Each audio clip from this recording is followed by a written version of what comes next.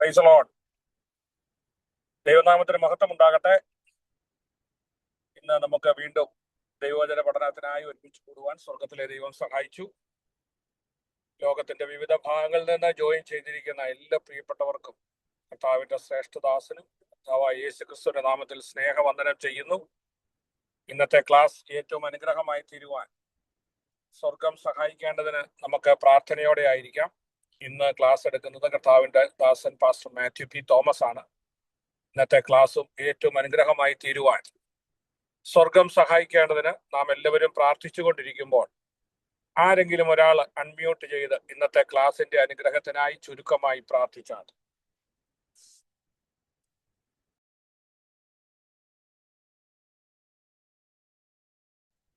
Hallelujah, hallelujah. കർത്താവേ, നന്ദിയോട് സ്തുതിക്കുന്നു, വാഴ്ത്തുന്നു. കർത്താവേ, സ്തോത്രം, സ്തോത്രം, സ്തോത്രം, സ്തോത്രം, സ്തോത്രം. പിതാവേ, വാഴ്ത്തപ്പെട്ട ദൈവമേ, അപ്പൊ ഈ ക്ലാസ്മേറ്റിനായിട്ട് നന്ദിയോട് സ്തുതിക്കുന്നു. വിശ്വപാദപുരത്ത് കർത്താവേ, സ്തോത്രം.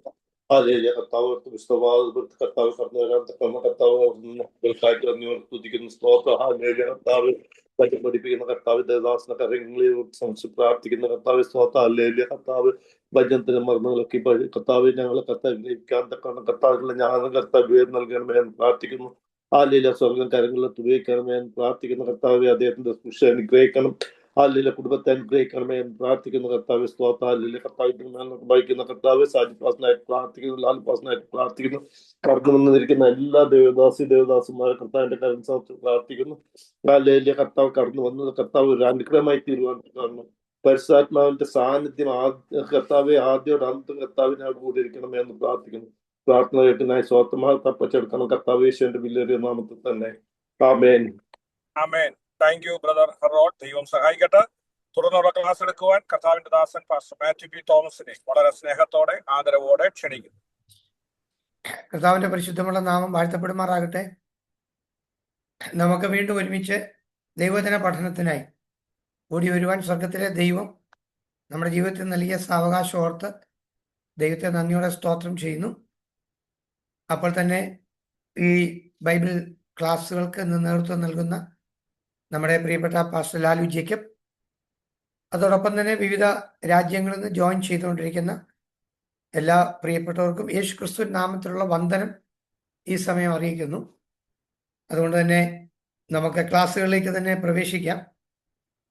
ദൈവം നമുക്ക് നൽകുന്ന എല്ലാ സാഹചര്യങ്ങളിലും ദൈവത്തിൻ്റെ കൃപയും ദൈവത്തിൻ്റെ അനുഗ്രഹങ്ങളും നമുക്ക് അനുദിനം അനുഭവിച്ചുകൊണ്ട് മുന്നേറുവാനായിട്ട് ദൈവം നമ്മുടെ ജീവിതത്തിൽ നൽകുന്ന സാവകാശം ഓർത്ത് ദൈവത്തെ നന്ദിയോടുകൂടി ഈ സമയം സ്തോത്രം ചെയ്യുകയാണ്. ദൈവമായ കർത്താവിൻ്റെ അനുഗ്രഹങ്ങളാൽ നമ്മളെ എല്ലാവരെയും ദൈവം അവിടെയിടങ്ങളിൽ പരിപാലിച്ചുകൊണ്ടിരുന്നല്ലോ. അതെല്ലാം ഓർത്ത് ദൈവത്തെ നന്ദിയോടുകൂടെ ഈ സമയം അതേ സ്തോത്രം ചെയ്യുന്നു. കഴിഞ്ഞ ക്ലാസ്സിൽ നമ്മൾ ലാസ്റ്റ് പഠിച്ചു നിർത്തിയത് ഹോളി സ്പിരിറ്റ് ബാപ്റ്റിസം അല്ലെങ്കിൽ പരിശുദ്ധാത്മാവിൻ്റെ സ്നാനം എന്നുള്ള സബ്ജക്റ്റ് ആയിരുന്നു. അത് നമ്മൾ എക്സ്പ്ലെയിൻ ചെയ്തതാണ്. ഹോളി സ്പിരിറ്റ് ബാപ്റ്റിസം, അതിൻ്റെ ഓരോ വാക്യങ്ങൾ നമ്മൾ വായിച്ചു. Holy Spirit filling, Holy Spirit വന്നു എന്ന് പറയുന്നത്, സ്പിരിറ്റ് ഫെലോൺ, സ്പിരിറ്റ്സ് ഔട്ട്ഫോറിങ്, പരിശുദ്ധാത്മാവിൻ്റെ പകർച്ച, ഇതെല്ലാം നമ്മൾ കഴിഞ്ഞ ക്ലാസ്സിൽ പഠിച്ചിരുന്നു. ഹോളി സ്പിരിറ്റ് അനോയിന്റിങ്, പരിശുദ്ധാത്മാവിൻ്റെ അഭിഷേകം. പരിശുദ്ധാത്മാവിൻ്റെ സ്നാനവും പരിശുദ്ധാത്മാവിൻ്റെ അഭിഷേകവും തമ്മിൽ വ്യത്യാസമുണ്ട്. നമ്മൾ ആത്മസ്നാനത്തെയാണ് പലപ്പോഴും നമ്മൾ പരിശുദ്ധാത്മാഭിഷേകം എന്ന് പറഞ്ഞുകൊണ്ടിരുന്നത്. നമ്മൾ ആൾക്കാർ ചോദിക്കും, അഭിഷേകം പ്രാപിച്ചോ, അഭിഷേകം പ്രാപിച്ചോ. സത്യത്തിൽ അഭിഷേകം പ്രാപിച്ചോ എന്ന പദം അല്ല ശരിയായ പദം. ആത്മസ്നാനം പ്രാപിച്ചോ, ആത്മനിറവിനെ പ്രാപിച്ചോ എന്നുള്ളതാണ് ശരിയായ പദം. ഹോളി സ്പിരിറ്റ് അനോയിന്റിങ് എന്ന് പറയുന്നത് പരിശുദ്ധാത്മാ അഭിഷേകം, അതായത് ദൈവം ഒരു പ്രത്യേക ദൗത്യത്തിന് വേണ്ടി നമ്മളെ അഭിഷേകം ചെയ്യുന്നതിനെയാണ് സത്യത്തിൽ അഭിഷേകം എന്ന് നമ്മൾ പറയുന്നു. ഇപ്പോൾ പഴയ നിയമത്തിൽ നമ്മൾ നോക്കിയാൽ, പഴയ നിയമത്തിൽ രാജാവ്, പുരോഹിതന്മാർ, പ്രവാചകന്മാർ, ഈ 3 പേരെയായിരുന്നു അഭിഷേകം ചെയ്തുകൊണ്ടിരുന്നത്. രാജാവായിട്ട് ഒരാളെ അഭിഷേകം ചെയ്താൽ അദ്ദേഹം പിന്നെ പുരോഹിതനല്ല. പുരോഹിതനായിട്ട് ഒരാളെ അഭിഷേകം ചെയ്യുമ്പോൾ അദ്ദേഹം പുരോഹിതനാണ്, പക്ഷെ അദ്ദേഹം രാജാവല്ല. പ്രവാചകനായ ഒരാളെ അഭിഷേകം ചെയ്യുമ്പോൾ അദ്ദേഹം പ്രവാചകനാണ്, അദ്ദേഹത്തിന് മറ്റൊരു മിനിസ്ട്രി ചെയ്യാൻ കഴിയില്ല. അങ്ങനെ ആരെങ്കിലും മറ്റൊരു മിനിസ്ട്രി ചെയ്തിട്ടുണ്ടെങ്കിൽ അവർ വിവരം അറിഞ്ഞിട്ടുമുണ്ട് എന്ന് പഴയ നിയമ സൂക്തങ്ങളിൽ നമുക്ക് പഠിക്കാനായിട്ട് കഴിയുന്നുണ്ട്. കാരണം ഒരിക്കൽ ഉസിയാവ് എന്ന രാജാവ് പുരോഹിതൻ വരാൻ താമസിച്ചു എന്നതിൻ്റെ പേരിൽ ധൂപപീഠത്തിൽ കയറി ധൂപം കാട്ടി. എന്താണ് സംഭവിച്ചത് നമുക്കറിയാം. അവന് അന്നേരം തന്നെ കുഷ്ഠം പൊങ്ങി അവനെ അവിടുന്ന് മാറ്റേണ്ടതായിട്ട് വന്നു. അങ്ങനെ വ്യത്യസ്തമായി അങ്ങോട്ടും ഇങ്ങോട്ടും എല്ലാം നോക്കിക്കോളൂ. പുരോഹിതന്മാർക്ക് പ്രവാചക ശുശ്രൂഷ ചെയ്യാൻ പറ്റുന്നില്ല, പ്രവാചകന്മാർക്ക് പുരോഹിത ശുശ്രൂഷ ചെയ്യാൻ പറ്റുന്നില്ല. എന്നാൽ നമ്മൾ ചിന്തിക്കുക, പുതിയ നിയമത്തിലേക്ക് വരുമ്പോൾ നമ്മൾ മനസ്സിലാക്കുന്ന ഏറ്റവും പ്രധാന കാര്യം നമ്മുടെ കർത്താവായ യേശു ക്രിസ്തു. ഞാൻ ക്രിസ്റ്റോളജി പഠിപ്പിച്ച ആളാണ്. ക്രിസ്റ്റോളജിയിൽ അദ്ദേഹത്തിൻ്റെ ഓഫീസസ് നമ്മൾ പഠിച്ചിരുന്നു എന്നുള്ളത് കൊണ്ട് എനിക്ക് 1 മിനിറ്റ് മതി ഇവിടെ. അതായത് നമ്മുടെ കർത്താവായ യേശു ക്രിസ്തു പുരോഹിതനായിരുന്നു, നമ്മുടെ കർത്താവായ യേശു ക്രിസ്തു പ്രവാചകനായിരുന്നു, നമ്മുടെ കർത്താവായ യേശു ക്രിസ്തു രാജാവായിരുന്നു. ഈ 3 അഭിഷേകങ്ങളും ഒരുപോലെയുള്ള വ്യക്തിയാണ് നമ്മുടെ കർത്താവായ യേശു ക്രിസ്തു. എന്നാൽ പുതിയ നിയമ വിശ്വാസികളായ നമ്മളോടുള്ള ബന്ധത്തിൽ നാം ഇത്രയും മാത്രം ഒരൊറ്റ വാക്യം നിങ്ങൾ ഇപ്പോൾ വായിക്കേണ്ട. 1 പത്രോസ് 2-ാം അധ്യായം 9-ാം വാക്യം നമുക്ക് കാണാൻ അറിയാവുന്ന വാക്യമാണ്, എല്ലാവർക്കും അറിയാവുന്ന വാക്യമാണ്. അന്ധകാരത്തിൽ നിന്ന് തൻ്റെ അത്ഭുത പ്രകാശത്തിലേക്ക് നമ്മെ വിളിച്ചിരിക്കുന്നതിൻ്റെ ഉദ്ദേശകതയെക്കുറിച്ച് അവിടെ എഴുതി വെച്ചു. മറ്റൊന്നുമല്ല, അത് ക്രിസ്തുവിൻ്റെ ഏറ്റവും പ്രധാനപ്പെട്ട അവൻ്റെ വ്യക്തിത്വത്തിന് നാം മുതൽ കൊടുക്കുകയും, അല്ലെങ്കിൽ വിശുദ്ധ ബൈബിളിൽ പറയുന്ന ഒരു വാക്ക് പോലെ തന്നെ നമ്മെ തെരഞ്ഞെടുത്ത ജാതിയും രാജകീയ പുരോഹിത വർഗവും ഉണ്ടോ, രാജകീയ പുരോഹിത വർഗമായി ഈ ദൈവം നമ്മെ മാറ്റിയിരിക്കുകയാണ്. അപ്പൊ തീർച്ചയായും ഈ 3 അഭിഷേകങ്ങളും ദൈവം ഒരു പുതിയ നിയമവിശ്വാസിക്ക് നൽകിയിരിക്കുക. മാത്രമല്ല, സ്വന്തം ജനമാണ്, വിശുദ്ധ വംശമാണ്. ദൈവം ചെയ്ത പ്രവൃത്തികൾ എത്രയോ ശ്രേഷ്ഠമാണ്. അപ്പോൾ തന്നെ ഒരു പ്രത്യേക ഉദ്ദേശത്തിന് വേണ്ടി ദൈവം നമ്മെ അഭിഷേകം ചെയ്യാറുണ്ട്. ഇപ്പോൾ ഫോർ എക്സാമ്പിൾ, ഞാനിപ്പം സഭയുടെ ഒരു പാസ്റ്ററാണ്. ഒരു എക്സാമ്പിൾ പറയാം. പാസ്റ്ററായിട്ട് എന്നെ ദൈവം അഭിഷേകം ചെയ്തിരിക്കുക. അപ്പൊ ഇനി ഇടയ്ക്കിടയ്ക്ക് എല്ലാം പാസ്റ്ററായിട്ട് അഭിഷേകം ചെയ്യേണ്ട ആവശ്യമില്ല. ആ അഭിഷേകം എനിക്ക് ദൈവം നൽകിയിരിക്കുന്നു. ഇതുപോലെ ഞാൻ പറഞ്ഞത് എനിക്ക് ഗ്രഹിക്കാൻ കഴിഞ്ഞു എന്ന് കരുതുന്നു. അതുകൊണ്ട് ഒരു ദൗത്യ നിർവഹണത്തിന് വേണ്ടിയാണ് ദൈവം അഭിഷേകം ചെയ്തത്. എന്നാൽ എല്ലാവർക്കും ആത്മനിറവ് അനിവാര്യമാണ്.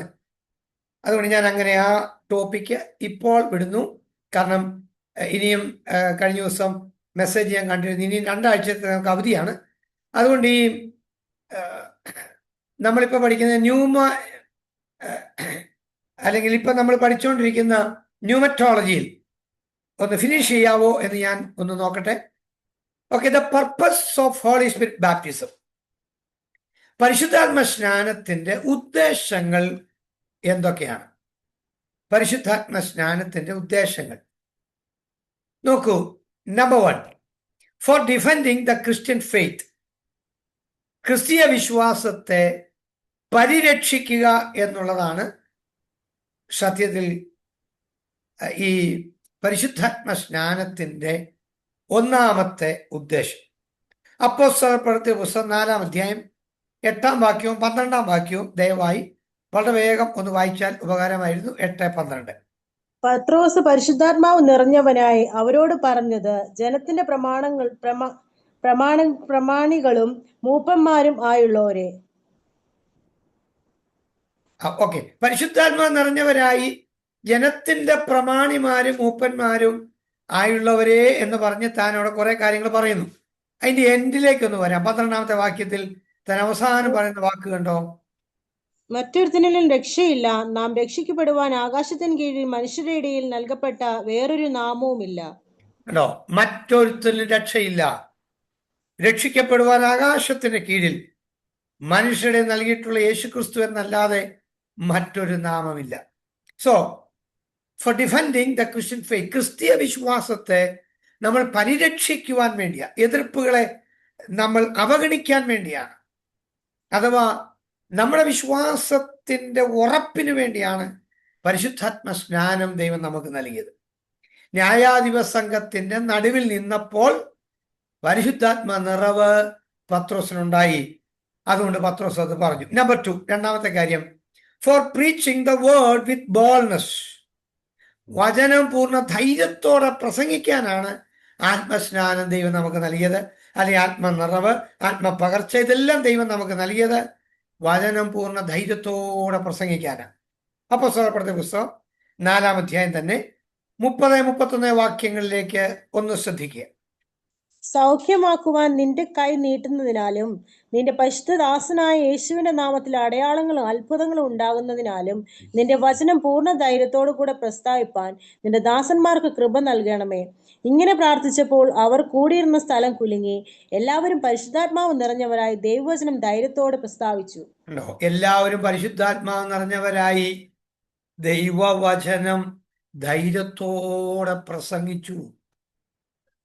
ഭീഷണിയുടെ നടുവിൽ ഇനി മേലാൽ ഈ നാമത്തിൽ അശേഷം സംസാരിക്കരുതെന്ന് പറഞ്ഞ് ഇവരെ ന്യായാധിപ സംഘം തർജ്ജനം ചെയ്ത് ശാസിച്ച് പറഞ്ഞു വിട്ടപ്പോൾ ഇവർ കൂടിയിരുന്ന് പ്രാർത്ഥിച്ചപ്പോൾ അവരുടെ മേൽ ആത്മവ്യാപാരമുണ്ടായി. അവർ വചനം പൂർണ്ണ ധൈര്യത്തോടെ പ്രസംഗിപ്പാനായിട്ട് ഇടയായി തീർന്നു. അപ്പം ആത്മാവിന്റെ സ്നാനത്തിന്റെ രണ്ടാമത്തെ ഉദ്ദേശം വചനം പൂർണ്ണ ധൈര്യത്തോടെ പ്രസംഗിക്കുവാനാണ്. നമ്പർ 3, മൂന്നാമത്തെ ഉദ്ദേശം എന്താന്ന് നോക്കൂ.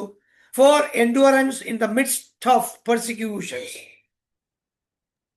പീഡനത്തിന്റെ നടുവിൽ സഹിഷ്ണുതയോടെ നിൽക്കാൻ വേണ്ടിയാണ് ആത്മനിറവിനെ ദൈവം നമുക്ക് നൽകിയത്. Book of Acts chapter 7 verse 55, 55.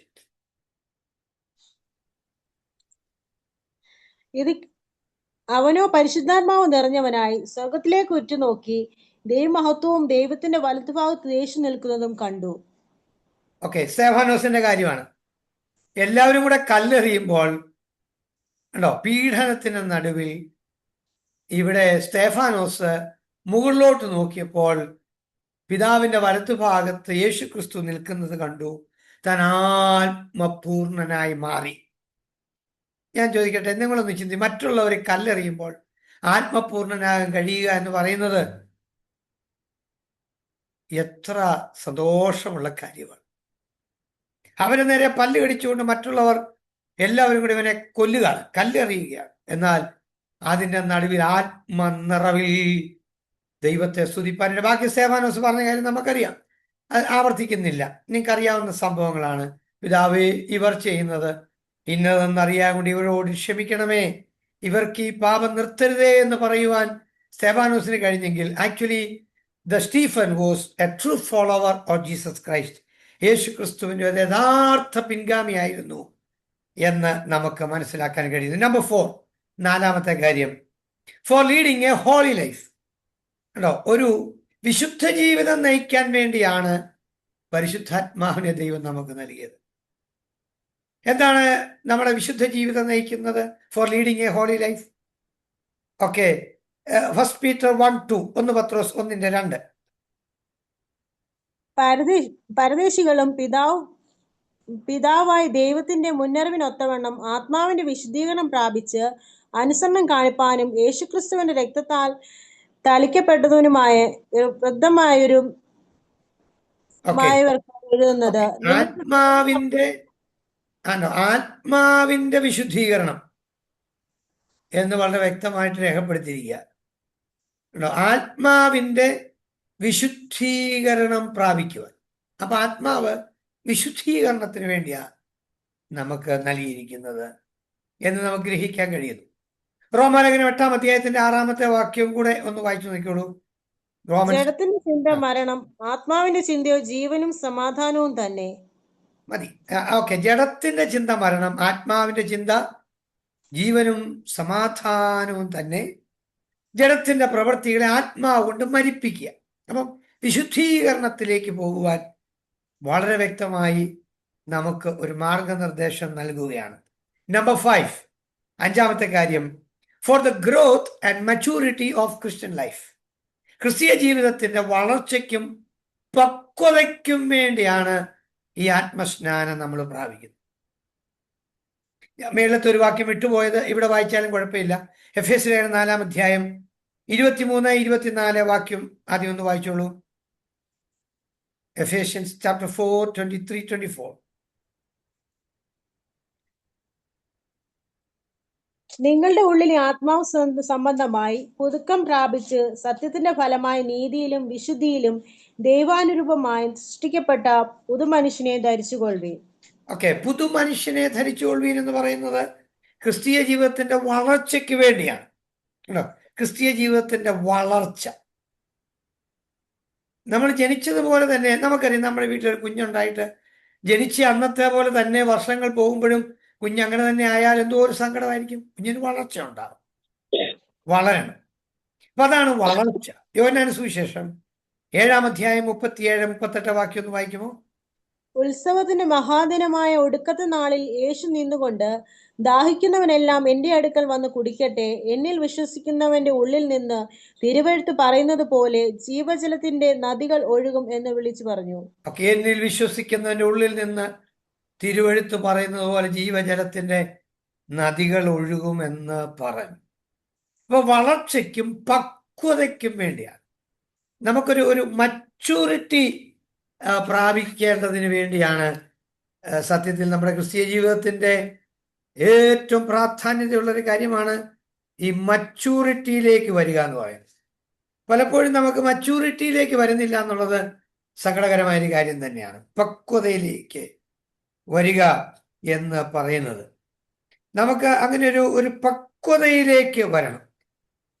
എഫേസ്യ ലേഖനം 4-ാം അധ്യായത്തിന്റെ 12 മുതൽ 16 വരെയുള്ള വാക്യങ്ങൾ നിങ്ങൾ ഇവിടെ പരസ്യമായിട്ട് വായിക്കണ്ട, നോട്ട് ചെയ്തോളൂ. പിന്നെ നിങ്ങൾ വായിച്ചാൽ മതി. 12 മുതൽ 16 വരെയുള്ള വാക്യങ്ങൾ നോക്കി. അവിടുത്തെ സബ്ജക്റ്റ് എന്ന് പറയുന്നത് പക്വതയാണ്, മച്യൂരിറ്റിയിലേക്ക് വരിക. ഓക്കെ, നമ്പർ 6, ആറാമത്തെ കാര്യം, ഫോർ വർഷിപ്പ് ആൻഡ് ഫെലോഷിപ്പ്. ആരാധനയ്ക്കും കൂട്ടായ്മയ്ക്കും വേണ്ടിയാണ് പരിശുദ്ധാത്മാവിനെ നമുക്ക്. എഫേസ്യ ലേഖനം 5-ാം അധ്യായത്തിന്റെ 18 മുതൽ 21 വരെ, 2 തിമോഥെയോസ് 1:7, 2 വാക്യങ്ങൾ രണ്ടുപേരെടുത്ത് വായിക്കാമെങ്കിൽ എളുപ്പമായിരിക്കും സമയം ലാഭിക്കാൻ. ഓക്കെ. വീഞ്ഞു കുടിച്ച് മത്തരാകരുത്, അതിനാൽ ദുർനടപ്പ് ഉണ്ടാവുമല്ലോ.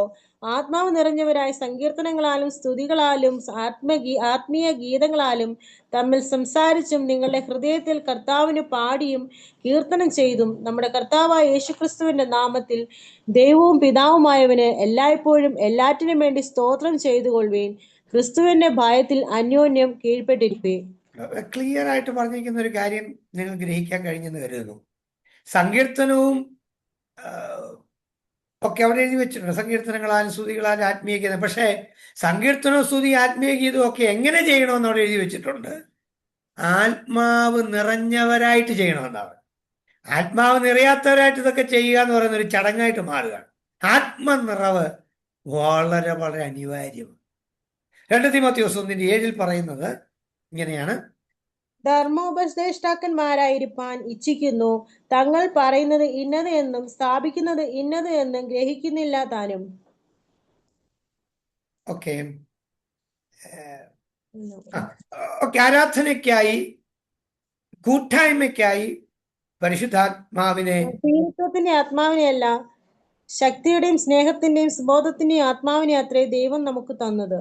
ഓക്കെ ഓക്കെ വേദോസം തെറ്റിച്ച വായിച്ചെന്ന് മനസ്സിലായി. ഞാൻ പിന്നെ സമയമില്ലാത്തതുകൊണ്ട് എനിക്ക് ഇതൊന്ന് തീർക്കണമെന്ന് തോന്നുന്നു ഇന്നുകൊണ്ട്, അതുകൊണ്ട് ഞാൻ അതിനെക്കുറിച്ച് ബോധർ ചെയ്യാഞ്ഞതാണ്. Okay, to subdue the power of Satan. സാത്താന്റെ അല്ലെങ്കിൽ പിശാചിന്റെ ശക്തിയെ കീഴ്പ്പെടുത്താൻ വേണ്ടിയാണ് ഈ പരിശുദ്ധാത്മ സ്നാനം ദൈവം നമുക്ക് നൽകിയിട്ടുള്ളത്. അപ്പോസ്തലപ്രവൃത്തി 13-ാം അധ്യായത്തിന് 5 മുതൽ 12 വരെ ഒത്തിരി വാക്യങ്ങൾ, അത്രയൊന്നും വായിക്കണ്ട. അവിടുത്തെ ഭാഗമെന്ന് പറയുന്നത് ഇവരുടെ 1-ാം മിഷണറി യാത്രയാണ്.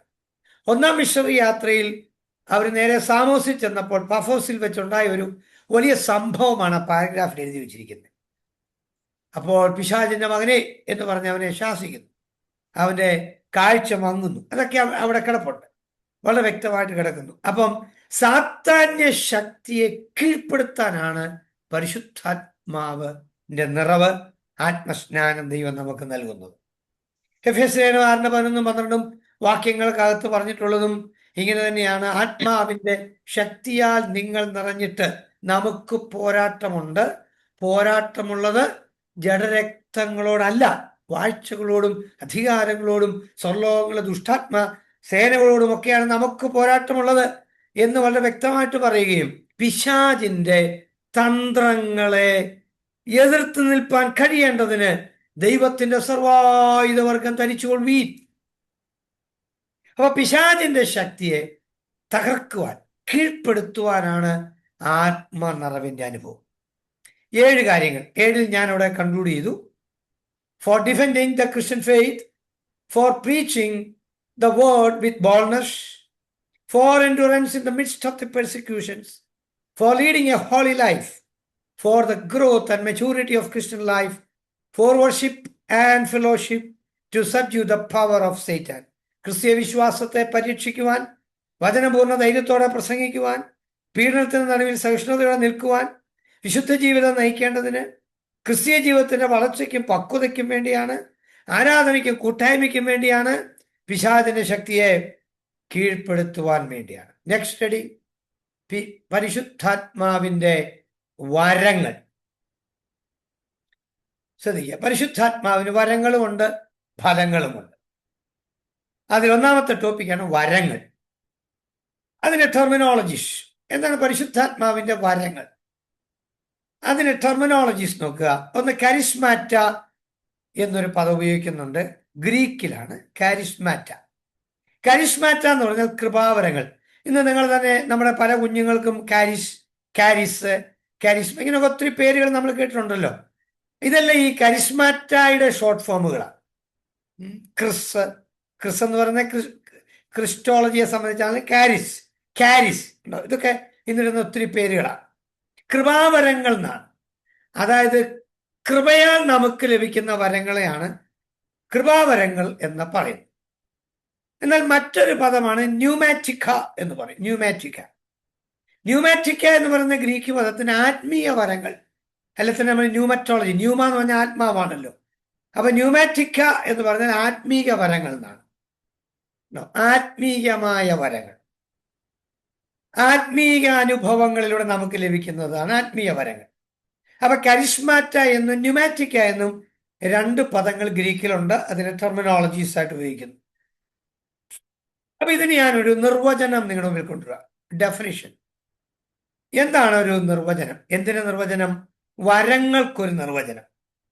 സഭയുടെ ആരോഗ്യപരമായ വളർച്ചയ്ക്കും ആത്മീയ അഭിവൃദ്ധിക്കും വേണ്ടി സ്വാഭാവിക കഴിവുകൾക്ക് അതീതമായി പകരപ്പെടുന്ന പരിശുദ്ധാത്മാവിന്റെ പ്രകാശനത്തെയാണ് കൃപാവരങ്ങൾ എന്ന് പറയുന്നത്. നമ്പർ 8 വ്യാഖ്യാനിക്കേണ്ടതാണ്. നിങ്ങൾ വ്യാഖ്യാനിച്ച് പഠിച്ചാൽ മതി. 1, സഭയുടെ ആരോഗ്യപരമായ വളർച്ചയ്ക്ക്. 2, ആത്മീയ അഭിവൃദ്ധിക്ക് വേണ്ടി സ്വാഭാവിക കഴിവുകൾക്ക് അതീതമായി പകരപ്പെടുന്ന പരിശുദ്ധാത്മാവിന്റെ പ്രകാശനത്തെയാണ് കൃപാവരങ്ങൾ എന്ന് പറയുന്നത്. കൃപാവരങ്ങൾ നമുക്ക് അനിവാര്യമാണ്. കൃപാവരങ്ങൾ നോക്കുക, അതിന്റെ ഇമ്പോർട്ടൻസ് എന്താണ്? കൃപാവരങ്ങളുടെ ഒരു പ്രാധാന്യത ഞാൻ 3-4 വാക്യങ്ങൾ എഴുതിയിട്ടുണ്ട്. വളരെ വേഗം ഒന്നെടുത്ത് വായിച്ചാൽ, ഒന്നിലധികം പേരൊന്ന് വായിച്ചു. ഇത് 5 മാത്രമേ വായിക്കുന്നുള്ളൂ, മറ്റ് വായനക്കാരൊക്കെ നിർത്തിയെന്ന് തോന്നുന്നു. മാറി മാറി ഒന്ന് വായിച്ചു നോക്കി. 1 Corinthians 1:7, 12:1 ഒന്ന് വായിച്ചു നോക്കിയാൽ കൃപാവരങ്ങളുടെ പ്രാധാന്യത നമുക്ക് മനസ്സിലാക്കാൻ കഴിയും. 1 Corinthians 1:7. ഇങ്ങനെ നിങ്ങൾ ഒരു കൃപാവരത്തിലും കുറവില്ലാത്തവരായി നമ്മുടെ കർത്താവായ യേശുക്രിസ്തുവിന്റെ പ്രത്യക്ഷത കാത്തിരിക്കുന്നു. മതി. ഇങ്ങനെ നിങ്ങൾ ഒരു കൃപാവരത്തിനും കുറവില്ലാത്തവരായി. അപ്പം കൊരിന്ത്യ സഭയോട് പറയുക, ഒരു കൃപാവരത്തിനും നിങ്ങൾ കുറവുള്ളവരാകരുത്. എല്ലാ കൃപാവരങ്ങളും നിങ്ങൾക്ക് വേണം. ഓക്കെ, 12-ാം അധ്യായത്തിന് 1-ാം വാക്യമോ? സഹോദരന്മാരെ, ആത്മീയ വരങ്ങളെ കുറിച്ച് നിങ്ങൾക്ക് അറിവില്ലായിരിക്കരുത് എന്ന് ഞാൻ ആഗ്രഹിക്കുന്നു. ആത്മീയ വരങ്ങളെ കുറിച്ച് നിങ്ങൾക്ക് അറിവില്ലാതിരിക്കരുതെന്ന് ഞാൻ ആഗ്രഹിക്കുന്നു. അപ്പൊ നോക്കിയേ, 1:7 കൃപാവരം എന്ന് ഉപയോഗിച്ചു. ഇവിടെ ആത്മീയ വരങ്ങൾ എന്നാണ് ഉപയോഗിച്ചത്. ഇവിടെ കാരിസ്മാറ്റ, ന്യൂമാറ്റിക്ക. ആത്മീയ വരങ്ങളെ കുറിച്ച് നിങ്ങൾ അറിവില്ലാത്തവരായിരിക്കരുത്. Ephesians 4:7 വാക്യത്തിൽ ഉപയോഗിച്ചിരിക്കുന്നതോ? 1 Corinthians 12:1 വാക്യത്തിൽ ഉപയോഗിച്ചിരിക്കുന്നതോ? 1 Corinthians 12:1 വാക്യത്തിൽ ഉപയോഗിച്ചിരിക്കുന്നതോ? 1 Corinthians 12:1 വാക്യത്തിൽ ഉപയോഗിച്ചിരിക്കുന്നതോ? 1 Corinthians 12:1 വാക്യത്തിൽ ഉപയോഗിച്ചിരിക്കുന്നതോ? എന്നാൽ നമ്മിൽ ഓരോരുത്തരും ക്രിസ്തുവിന്റെ ദാനത്തിന്റെ അളവിനൊത്തവണ്ണം കൃപ ലഭിച്ചിരിക്കുന്നു. കേട്ടോ, ക്രിസ്തുവിന്റെ ദാനത്തിന്റെ, ഇംഗ്ലീഷിൽ gift of the Holy Spirit എന്നാ പറയുന്നത്. ദാനമെന്നാ സത്യത്തിൽ, വരങ്ങൾ എന്നുള്ളതിന് മലയാളത്തിൽ ദാനമെന്നാണ് ശരിയായ പദം എന്നുള്ളത് ശരിയാണ്. അങ്ങനെയെങ്കിൽ ഇവിടെ ഉപയോഗിച്ചിരിക്കുകയാണ് ക്രിസ്തുവിന്റെ ദാനം നമുക്ക് നൽകിയിരിക്കുക. ആ ദാനം എന്നുള്ള ഇംഗ്ലീഷ് ബൈബിളിൽ നിങ്ങൾ നോക്കിക്കോളൂ. Gift from Holy Spirit or gift from Christ. ക്രിസ്തുവിന്റെ ദാനം എന്നാ ഉപയോഗിച്ചിരിക്കുന്നത്. അവിടെ ഗിഫ്റ്റ് എന്നാ ഉപയോഗിച്ചിരിക്കുന്നത്. 1 പത്രോസ് 4:10 ഉപയോഗിച്ചിരിക്കുന്നതോ ഓരോരുത്തരും വരം ലഭിച്ചതുപോലെ വിവിധമായിട്ടുള്ള ദൈവകൃപയുടെ നല്ല ഗ്രഹവിചാരകന്മാരായി. ഓരോരുത്തരും വരം ലഭിച്ചതുപോലെ ഉണ്ടോ, ഓരോരുത്തരും വരം ലഭിച്ചതുപോലെ. അപ്പൊ വ്യത്യസ്ത വരങ്ങൾ നമുക്കുണ്ട്. ഓക്കെ, അപ്പൊ ഇങ്ങനെ ബാക്കി 2 വാക്യം ഇപ്പൊ വായിക്കണ്ട, പകരം നിങ്ങൾക്കത് മനസ്സിലാക്കാനായിട്ട് നോക്കിയാൽ മതി. അപ്പം പ്രാധാന്യതയാണ് ഞാൻ പറഞ്ഞത്. അപ്പൊ ധാരാളം പ്രാധാന്യതകൾ ഈ പരിശുദ്ധാത്മാവിന്റെ വരങ്ങൾക്കുണ്ട്. Next one, who gives gifts of Holy Spirit. കൃപാവരങ്ങൾ നൽകുന്നത് ആരാണ്? ആരാ നമുക്ക് കൃപാവരം തരുന്നത്? 1 കൊരിന്ത്യർ ലേഖനം 12-ാം അധ്യായം എടുത്തേ. 1 Corinthians chapter 12, 12-ാം അധ്യായം 4, 5, 6 3 വാക്യങ്ങൾ വായിക്കുമ്പോൾ ഈ കൃപാവരങ്ങൾ നൽകുന്നത് ആരാണെന്ന് നമുക്ക് വ്യക്തമായി മനസ്സിലാക്കാൻ കഴിയും. എന്നാൽ കൃപാവരങ്ങളിൽ വ്യത്യാസമുണ്ട്, ആത്മാവ് ഒന്നത്രേ. ശുശ്രൂഷകളിൽ വ്യത്യാസമുണ്ട്, കർത്താവ് ഒരുവൻ. വീര്യപ്രവൃത്തികളിൽ വ്യത്യാസമുണ്ട്, എങ്കിലും എല്ലാവരിലും എല്ലാം പ്രവർത്തിക്കുന്ന ദൈവം ഒരുവൻ തന്നെ. മതി നോക്കിയേ. ഞാൻ ഇനിയിപ്പം സുജാരാജും കൂടെ വായിക്കണം, മാറി മാറി വായിക്കുക, രണ്ടുപേരായല്ലോ. ഓക്കെ, ശ്രദ്ധിച്ചേ, ഇവിടെ ഉപയോഗിച്ചിരിക്കുന്ന കാര്യം കണ്ടോ. കൃപാവരങ്ങളിൽ വ്യത്യാസമുണ്ട്, ആത്മാവ് ഒന്നാണ്. ശുശ്രൂഷകളിൽ വ്യത്യാസമുണ്ട്, കർത്താവ് ഒന്നാണ്. വീര്യപ്രവർത്തികളിൽ വ്യത്യാസമുണ്ട്, ദൈവം ഒന്നാണ്. എല്ലാവരിലും എല്ലാം വ്യാപരിക്കുന്ന ദൈവം ഒരുവൻ. നിങ്ങൾ ശ്രദ്ധിക്കണേ, വളരെ ഗൗരവമായിട്ട് ഇത് പഠിക്കണം. ഈ കൃപാവരങ്ങളാണ് എല്ലാവരും തെറ്റിച്ച് കളയുന്ന ഒരു പ്രത്യേക പരിപാടി. ഒത്തിരി പേര് അബദ്ധപ്പെട്ടു പോയിരിക്കുന്നത് ഈ കൃപാവരങ്ങളുടെ പുറകെ പോകുന്നത് കൊണ്ടോ. അതുകൊണ്ട് ഇത് ശരിയായി പഠിച്ചില്ലെങ്കിൽ നമ്മളും അബദ്ധപ്പെട്ടു പോകും. അതുകൊണ്ട് നിങ്ങൾ ശരിക്കിത് പഠിച്ചു പോകണം. ആത്മാവാണ് കൃപാവരങ്ങൾ നൽകുന്നത്, കർത്താവാണ് ശുശ്രൂഷകൾ നൽകുന്നത്, ദൈവമാണ് വീര്യപ്രവർത്തികൾ നൽകുന്നത്. അതാണ് ഞാൻ ഇവിടെ എഴുതിയത്. ആത്മാവ്, കർത്താവ്, ദൈവം ഈസ് ഈക്വൽ ടു ത്രിയേക ദൈവം, ട്രയൂൺ ഗോഡ്. ത്രിയേക ദൈവമാണ് ഈ ശുശ്രൂഷകളും കൃപാവരങ്ങളും വീര്യപ്രവർത്തികളും എല്ലാം നൽകുന്നത്. ശരിയായി നോക്കണം. ഇവിടെ വിശുദ്ധ തൃത്വമാണ് നമുക്കിത് നൽകുന്നത്. The purpose of gifts. കൃപാവരങ്ങളുടെ ഉദ്ദേശം എന്താണ്? ശ്രദ്ധിക്കൂ, ഇവിടെ കരിസ്മാറ്റ എന്നുള്ളതിന് കൃപാവരങ്ങൾ എന്ന് നേരത്തെ പറഞ്ഞു കഴിഞ്ഞു. അപ്പോൾ തന്നെ നിങ്ങൾ ശ്രദ്ധിച്ചല്ലോ, കർത്താവ് നൽകുന്നതിനെ ശുശ്രൂഷ എന്ന, അതിന് ഗ്രീക്കിൽ ഉപയോഗിച്ചിരിക്കുന്നത് ഡയക്കോണൈ എന്നാണ്. ഉണ്ടോ? ഡയക്കോണൈ, DIAKONAI. ഞാൻ GK എന്നിട്ടിരിക്കുന്നത് ജനറൽ നോളജ് അല്ല, ഗ്രീക്ക് എന്ന. ഗ്രീക്ക് നിങ്ങൾ ബ്രാക്കറ്റ് GK എന്നിട്ട് നാളെ വായിക്കുമ്പോൾ ജനറൽ നോളജ് വായിച്ചു കളയരുത്. GK for Greek. ഡയക്കോണായി മീൻസ് ശുശ്രൂഷകൾ. മൂന്നാമത് ഉപയോഗിച്ചത് എനർജി മാറ്റ എന്നാണ്. എനർജി മാറ്റ എന്ന് പറയുന്ന ഗ്രീക്ക് പദത്തിനാണ് വീര്യപ്രവർത്തികൾ എന്നർത്ഥം കൊടുത്തിരിക്കുന്നത്. ഉണ്ടോ? അപ്പൊ ആത്മാവ് കൃപാവരങ്ങൾ നൽകുന്നു, കർത്താവ് ശുശ്രൂഷകൾ നൽകുന്നു, ദൈവം വീര്യപ്രവർത്തികൾ നൽകുന്നു. ശ്രദ്ധിക്കൂ, അപ്പൊ വിശുദ്ധ തൃത്വം നമുക്ക് കൃപാവരങ്ങൾ നൽകുന്നു.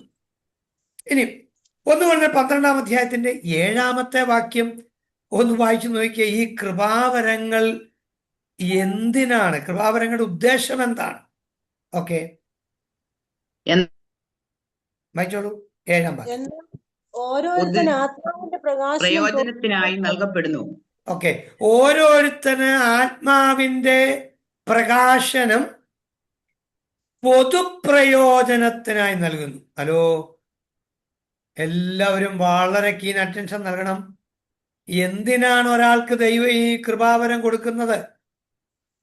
അയാൾക്ക് ഫെയിം ആകാനല്ല, ഒരു വ്യക്തിക്ക് ദൈവം കൃപാവരം നൽകുന്നത് കൃപാവര പ്രാപ്തനാണെന്ന് പറഞ്ഞ് നോട്ടീസ് അച്ചടിക്കാനും മറ്റുള്ളവരുടെ മുമ്പിൽ ആളാകാനും വേണ്ടി അല്ലവേ അല്ല, പൊതുപ്രയോജനത്തിനു വേണ്ടിയാണ് ദൈവം കൃപാവരങ്ങൾ നൽകുന്നത്. It is for the profit of all എന്നാണ് ഇംഗ്ലീഷിൽ കിടക്കുന്നത്. പ്രോഫിറ്റ് ഓഫ് ഓൾ, പൊതുപ്രയോജനത്തിനാണ് ഇത് നൽകുന്നത്. ശ്രദ്ധിക്കൂ, ഫസ്റ്റ് പീറ്റർ 4:10 ഉപയോഗിച്ചിരിക്കുന്ന പദം എന്താണെന്നറിയോ? 1 പത്രോസ് 4:10 അല്പം നമ്മൾ വായിച്ചതായിരുന്നു. എന്നാൽ ഇത് കൃപാവരങ്ങളുടെ ഉദ്ദേശവുമായി ബന്ധപ്പെട്ട് നാം ഒന്ന് വായിച്ചു നോക്കൂ. അവിടെ എഴുതിയിരിക്കുന്നത് ഓരോരുത്തരും വരം ലഭിച്ചതുപോലെ വിവിധമായുള്ള ദൈവകൃപയുടെ നല്ല ഗ്രഹവിചാരകന്മാരായി അതിനെ കൊണ്ട് അന്യോന്യം ശുശ്രൂഷിപ്പിൻ. അന്യോന്യം ശുശ്രൂഷിക്കേണ്ടതിനായിട്ട്. ശ്രദ്ധിക്കുക, എനിക്ക് അതായിരുന്നു വേണ്ടിയത്, അന്യോന്യം ശുശ്രൂഷിക്കാൻ വേണ്ടിയാ. അപ്പൊ എന്തിനാ ദൈവം ഈ കൃപാവരം നൽകിയത്? അന്യോന്യം ശുശ്രൂഷിക്കാൻ വേണ്ടിയാ. അതാണ് ഇവിടെ പറഞ്ഞത്, minister it to one another. Minister it to one another. 1 Corinthians 12 വാക്യത്തിൽ ഉപയോഗിച്ചിരിക്കുന്നത് എന്നാണെന്നറിയാമോ? 1 Corinthians 12 ഈ കൃപാവരങ്ങളുടെ ഉദ്ദേശത്തെക്കുറിച്ച് ഉപയോഗിച്ചിരിക്കുന്ന ഒരു വാക്യം ഇങ്ങനെയാണ്, but one and the same spirit works all these things, distributing to each one individually as he wills. മലയാളത്തിൽ വായിക്കാം. എന്നാൽ ഇതെല്ലാം പ്രവർത്തിക്കുന്നത് താൻ ഇച്ഛിക്കും പോലെ അവനവന് അതത് വരം പകുത്തു കൊടുക്കുന്ന ഒരേ ആത്മാവ് തന്നെ. ഒന്ന് ശ്രദ്ധിക്കണേ, പരിശുദ്ധാത്മാവാ തീരുമാനിക്കണം നമുക്ക് ഏത് വരവാ തരേണ്ടതെന്ന്.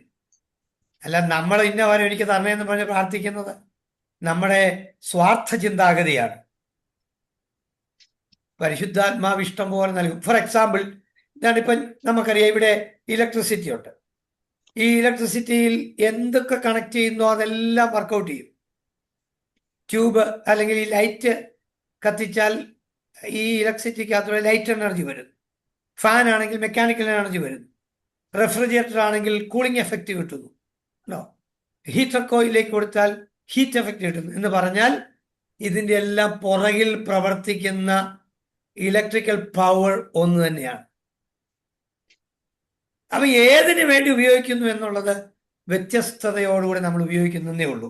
ഇതെല്ലാം പ്രവർത്തിക്കുന്നത് തനിച്ഛിക്കും പോലെ, ശ്രദ്ധിക്കണം, താനിച്ഛിക്കും പോലെ അവനവന് അതത് വരം പകുത്തു കൊടുക്കുന്ന ഒരേ ആത്മാവ് തന്നെ.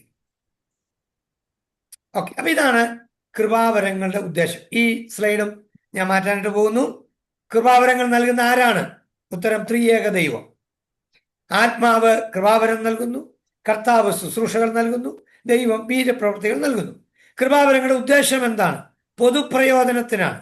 2, അന്യോന്യം ശുശ്രൂഷിക്കേണ്ടതിനാണ്. 3, ആത്മാവ് ഇച്ഛിക്കുന്നത് പോലെയാണ് നൽകുന്നത്. Then types of gifts, വിവിധ വരങ്ങൾ. വിവിധ വരങ്ങൾ ഏതൊക്കെയാണ്? ഇതൊരു ഇന്ററാക്ഷന് വേണ്ടി പോയ സമയം പോകുന്നതുകൊണ്ടാണ്. നമ്മുടെയൊക്കെ മനസ്സിൽ 9 വരങ്ങൾ എന്നാ കിടക്കുന്നത്. ഞാൻ വരങ്ങളെ കുറിച്ചൊന്ന് പഠിപ്പിക്കാൻ പോവാണ്. നോക്കണം, 1 Corinthians 12 എടുത്തോളൂ. 8 മുതൽ 10 വരെയുള്ള വാക്യങ്ങൾ ദയവായി നമ്മുടെ മുമ്പിലും തുറന്നു വെച്ച് ഒരാൾ തന്നെ വായിക്കാതെ, അഞ്ജു തന്നെ വായിക്കാതെ സുജയും കൂടെ വായിച്ചോട്ടെ, മാറി മാറി വായിക്കാൻ. കാരണം ഇച്ചിരി സ്പീഡിൽ തീർക്കാൻ വേണ്ടിയാണ്. 12 8 വാക്യം, 9 വാക്യം, 10 വാക്യം നോക്കൂ.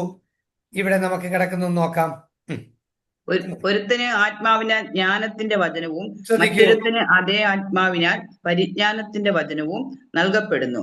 വേറൊരുത്തന് അതേ ആത്മാവിൽ വിശ്വാസം, മറ്റൊരുവന് അതേ ആത്മാവിനാൽ രോഗശാന്തിയുടെ വരം, മറ്റൊരുവന് വീര്യപ്രവർത്തികൾ, മറ്റൊരുവന് പ്രവചനം, മറ്റൊരുവന് ആത്മാക്കളുടെ വിവേചനം, വേറൊരുവന് പലവിധ ഭാഷകൾ, മറ്റൊരുവന് ഭാഷകളുടെ വ്യാഖ്യാനം. എന്നാൽ ഇത് എല്ലാം പ്രവർത്തിക്കുന്നത് പോലെ. മതി എന്ന് പറഞ്ഞാൽ മതി, ഇത്രയും വരെ മാത്രമേ വായിക്കാവുള്ളൂ. ബൈബിൾ മൊത്തം വായിക്കാൻ വേണ്ടി അല്ല നമ്മൾ ഇരിക്കുന്ന പോയിന്റ് മാത്രം നോക്കാനാണ്. നോക്കിയേ, 1 Corinthians 12 8 മുതൽ 10 വരെ 9 വരങ്ങൾ അവിടെ രേഖപ്പെടുത്തിയിട്ടുണ്ട്. എന്നിട്ട് നിങ്ങളുടെ സ്ലൈഡിലും അത് വന്നു കഴിഞ്ഞു. നമ്പർ 1, വേർഡ് ഓഫ് വിസ്ഡം, ജ്ഞാനത്തിന്റെ വചനം. നമ്പർ 2 വേർഡ് ഓഫ് നോളജ്, പരിജ്ഞാനത്തിന്റെ വചനം. നമ്പർ 3 ഫെയ്ത്ത്, വിശ്വാസത്തിന്റെ വരം. നമ്പർ 4 ഹീലിങ്സ്, രോഗശാന്തിയുടെ വരം. നമ്പർ 5 മിറാക്കിൾസ്, വീര്യപ്രവർത്തികളുടെ വരം. നമ്പർ 6 പ്രൊഫസി, പ്രവചനം. നമ്പർ 7 ഡിസേണിംഗ് ഓഫ് സ്പിരിറ്റ്സ്, ആത്മാക്കളുടെ വിവേചനം. നമ്പർ 8 ഡിഫറെന്റ് ടങ്സ്, വിവിധ ഭാഷകൾ. നമ്പർ 9 ഇന്റർപ്രിട്ടേഷൻ ഓഫ് ടങ്സ്, ഭാഷകളുടെ വ്യാഖ്യാനം. ഇവിടെ 9 വരങ്ങളുടെ പേര് ഇവിടെ കൊടുത്തിരിക്കുക. ഇതിനകത്ത് ഒരെണ്ണം മാത്രമേ ഉള്ളൂ ഈ പ്രവചനം. നമ്മൾ കൃപാവരം എന്ന് പറഞ്ഞാൽ മനസ്സിലാക്കി വെച്ചിരിക്കുന്നത് പ്രവചനത്തിനെയാണ് കൃപാവരം എന്ന് പറയുന്നത്. ഇന്ന് നിങ്ങൾ തിരുത്തണം, എൻ്റെ ക്ലാസ്സിൽ പഠിക്കുന്ന വിദ്യാർത്ഥികൾ തിരുത്തണം. പ്രവചനം അതിനകത്ത് ഒരെണ്ണമെന്നേ ഉള്ളൂ. പ്രവചനത്തിന് വലിയ പ്രാധാന്യതയൊന്നുമില്ല. ഒരാൾക്ക് ആത്മാവ് വരുമ്പോൾ ജ്ഞാനത്തിന്റെ വചനമായിരിക്കും കിട്ടിയത് എന്ന് പറഞ്ഞാൽ, ഇപ്പൊ എനിക്കിതിനകത്ത് കാണാവുന്നത്, പേര് വായിക്കാവുന്ന സുജാ രാജു ഉണ്ട്, അഞ്ജു ഉണ്ട്, ലാലി എസ് ഉണ്ട്, അക്സ ദാനിഷ് ഉണ്ട്. ഓക്കെ, ഇത്രയും പേരെ എനിക്ക് പേര് വായിക്കത്തുള്ളൂ. ഞാൻ ചോദിക്കും, ബാക്കിയുള്ളവരെല്ലാം ഉണ്ട്. ഞാൻ പറയാം, നിങ്ങളുടെ മേൽ പരിശുദ്ധാത്മാവ് വരുമ്പോൾ നിങ്ങൾക്ക് ദൈവം നൽകിയ വരം ഒരു വചനമായിരിക്കുമെന്നേ. ആ വചനമായിരിക്കും ഇടപെടുന്നത്. ദൈവത്തിന്റെ പദ്ധതിയാ. അതുകൊണ്ട് വചനം ഇടപെട്ട് നിങ്ങൾക്ക് പ്രവചനം നൽകിയവനാണ് ശ്രേഷ്ഠൻ എന്ന് കരുതരുത്. വചനമാണ് ഏറ്റവും വലുത്. ഉണ്ടോ? വേറൊരാൾക്ക് പരിജ്ഞാനത്തിന്റെ വചനമാണ് നൽകിയത്. ഒരാൾക്ക് ജ്ഞാനത്തിന്റെ വചനം നൽകി, വേറൊരാൾക്ക് പരിജ്ഞാനത്തിന്റെ വചനം നൽകി, വേറൊരാൾക്ക് വിശ്വാസത്തിന്റെ വരം നൽകി. ഉണ്ടോ? വിശ്വാസം എല്ലാവർക്കും വേണം. എന്നാൽ വിശ്വാസത്തിന്റെ വരമുള്ളവരുണ്ട്. വിശ്വാസത്തിന്റെ വരം ഉണ്ടോ? അങ്ങനെയുള്ളവർ ധാരാളം പേരുണ്ട്. രോഗശാന്തിയുടെ വരമുള്ളവരുണ്ട്. രോഗശാന്തിയുടെ വരം കിട്ടിയവര് രോഗത്തിന് പിന്നെ മരുന്ന് ചെയ്യുന്നവരാകരുതെന്നേ ഉള്ളൂ. മരുന്ന് ചെയ്യുകയും രോഗശാന്തി പ്രസംഗിക്കുകയും കൂടെ ചെയ്യരുത്. അത് തെറ്റാണ്. അപ്പൊ രോഗശാന്തി. വീര്യപ്രവൃത്തി. വീര്യപ്രവൃത്തി എന്ന് പറഞ്ഞാൽ എന്താന്ന് ചോദിച്ചാല് വാക്യം തന്നെ ഉണ്ടല്ലോ. ഇപ്പൊ കൈ ഇല്ലാത്തവന് കൈ വളരുക, കണ്ണിന് കാഴ്ചയില്ലാത്തവന് കാഴ്ച കിട്ടുക, അല്ല നടുവേദനയുള്ളവന് പ്രാർത്ഥിച്ചപ്പോൾ മാറുന്നത് വീര്യപ്രവൃത്തിയൊന്നുമല്ല. അത് രോഗശാന്തിയുടെ കൂട്ടത്തിൽ വിട്ടാൽ മതി. വീര്യപ്രവൃത്തി എന്ന് പറഞ്ഞാൽ ഇപ്പോൾ ഒരുത്തന് കാലില്ല, മുട്ടുവരെ ഉള്ളൂ. In the name of Jesus എന്ന് പറഞ്ഞപ്പോൾ തന്നെ അവന്റെ കാല് വളരുന്നു. അത് വീര്യപ്രവൃത്തികളാണ്. അതൊക്കെ വിശുദ്ധ ബൈബിളിലുണ്ടല്ലോ. ഇഷ്ടം പോലെ തെളിവുകൾ നമുക്ക് കിടക്കുന്നേ. വീര്യപ്രവൃത്തികൾ നടക്കുക. ഓക്കെ, ദെൻ പ്രവചനം, പ്രൊഫസി. ഉണ്ടോ? ഈ പ്രവചനം എന്ന് പറയുമ്പോൾ തന്നെ നിങ്ങൾ ശ്രദ്ധിക്കുക, പ്രവചനം തന്നെ പല ടൈപ്പ് പ്രവചനങ്ങളുണ്ട്. ഒന്ന് ഓറക്കിൾ ടൈപ്പ് പ്രവചനം എന്ന് പറയും. നേരിട്ടിങ്ങനെ പ്രവചിക്കുക. പെട്ടെന്ന് ഇങ്ങനെ, നിങ്ങൾ കേട്ടിട്ടില്ലേ 10-85 വയസ്സുള്ള അപ്പച്ചന്മാരോട് മോനെ എന്നൊക്കെ വിളിക്കുന്ന കേട്ടില്ല? അത് അവരുടെ പരിജ്ഞാനക്കുറവ് കൊണ്ട് വിളിക്കുന്നതാണ്, അറിവില്ലായ്മ കൊണ്ട് വിളിച്ചു പോകുന്ന. അല്ലാതെ അവര് ദൈവത്തിന്റെ റെപ്രസെന്റേറ്റീവായിട്ട് 80 വയസ്സുള്ള അപ്പച്ചനെ കയറി മോനെ എന്നൊന്നും വിളിക്കേണ്ട കാര്യമൊന്നുമില്ല. അപ്പച്ചാന്ന് വിളിച്ചാൽ മതി. പരിജ്ഞാനം ഇല്ലാത്തതുകൊണ്ട് പറയുന്നു. അവർക്കൊക്കെ പരിജ്ഞാനം കിട്ടാൻ പ്രാർത്ഥിക്കണം. അല്ലാതെ ചുമ്മാതെ വായിക്കൂടെ വിളിച്ചു പറയുന്നൊന്നും അല്ല ഈ പ്രവചനം എന്ന് പറയുന്നത്. That's okay. ഒറക്കിൾ ടൈപ്പ് എന്ന് പറയുന്നത്. നമ്പർ 2 അലിഗോറിക്കൽ ടൈപ്പ് എന്ന് പറയും. അലിഗോറിക്കൽ ടൈപ്പ് എന്ന് പറഞ്ഞാൽ ഇപ്പം ഈ നാഥാൻ പ്രവാചകൻ ദാവീദ് രാജാവിന്റെ അടുത്ത് ചെന്നിട്ട് പറഞ്ഞു, രാജാവേ, നമ്മുടെ നാട്ടില് ഒരു പണക്കാരനും പാവപ്പെട്ടവനും ഉണ്ടായിരുന്നു. പണക്കാരന്റെ വീട്ടിൽ അതിഥി വന്നു. പാവപ്പെട്ടവന്റെ വീട്ടിൽ ചെന്നിട്ട് അവന്റെ ഒരാടിനെ കൊന്ന് വിരുന്നുമാരി കൊടുത്തു. അവന് 100 ആടുണ്ടായിരുന്നു, അതിനെ തൊട്ടില്ല. ആരെവിടെ? അവനെവിടെ? ആ മനുഷ്യൻ നീ തന്നെയാണെന്ന് പറഞ്ഞു. രാജാവിന്റെ നേരെ വില ചൂണ്ടി നാഥാൻ. അപ്പോഴാണ് നാഥാന് തന്നെ കുറ്റബോധം തോന്നി. ആ ടൈപ്പ് പ്രവചനങ്ങൾക്ക് പറയുന്നത് അലിഗോറിക്കൽ പ്രൊഫസി എന്നാ പറയുന്നത്. അലിഗോറിക്കൽ എന്ന് പറഞ്ഞാൽ ഉദാഹരണം പറഞ്ഞ് ബോധവൽക്കരിക്കുക. ഓക്കെ. നമ്പർ 3, മൂന്നാമത്തെ ടൈപ്പ് ഓഫ് പ്രൊഫസിയുടെ പേരാണ് സിംബോളിക് ടൈപ്പ് എന്ന് പറയും. ഞാൻ ഈ പറയുന്ന കാര്യം ഇതിനകത്ത് എഴുതിയിട്ടില്ല കേട്ടോ. കേൾക്കുമ്പോൾ എഴുതി എടുത്തോണ്ടാ മതി. സിംബോളിക് ടൈപ്പ് എന്ന് പറയും. എന്ന് പറഞ്ഞാൽ സിംബോളിസം. ആമോസേ, നീ എന്ത് കാണുന്നു? ഒരു വട്ട പഴുത്ത പഴം കാണുന്നു. കേട്ടോ. ആമോസേ, നീ എന്ത് കാണുന്നു? തീ കാണുന്നു. ആമോസേ, നീ എന്ത് കാണുന്നു? വിട്ടിലുകളെ കാണുന്നു. ആമോസേ, നീ എന്ത് കാണുന്നു?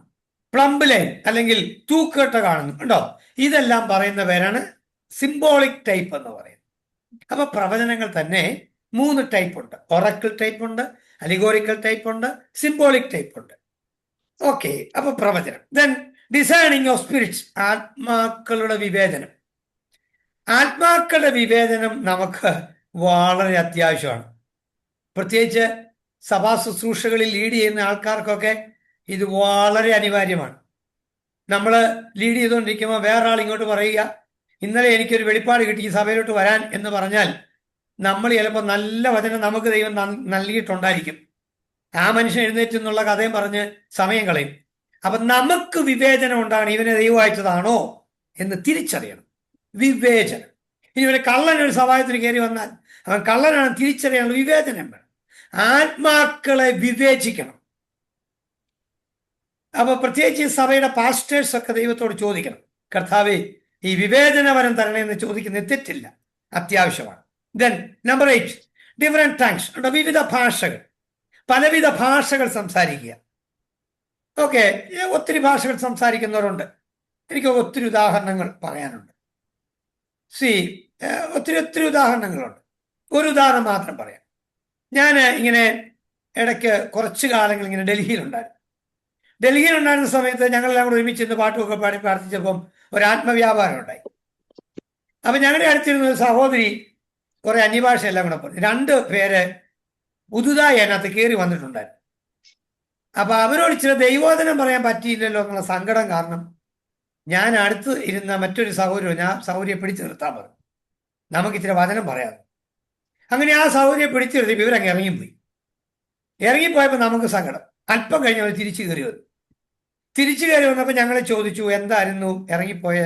ഉടനെ പറഞ്ഞു ഇതാണ്. ആ സഹോദരി പറഞ്ഞത് ഉറുദു ഭാഷയല്ലായിരുന്നു. ഞങ്ങൾക്ക് ഉറുദു ഭാഷയെ അറിയത്തുള്ളൂ.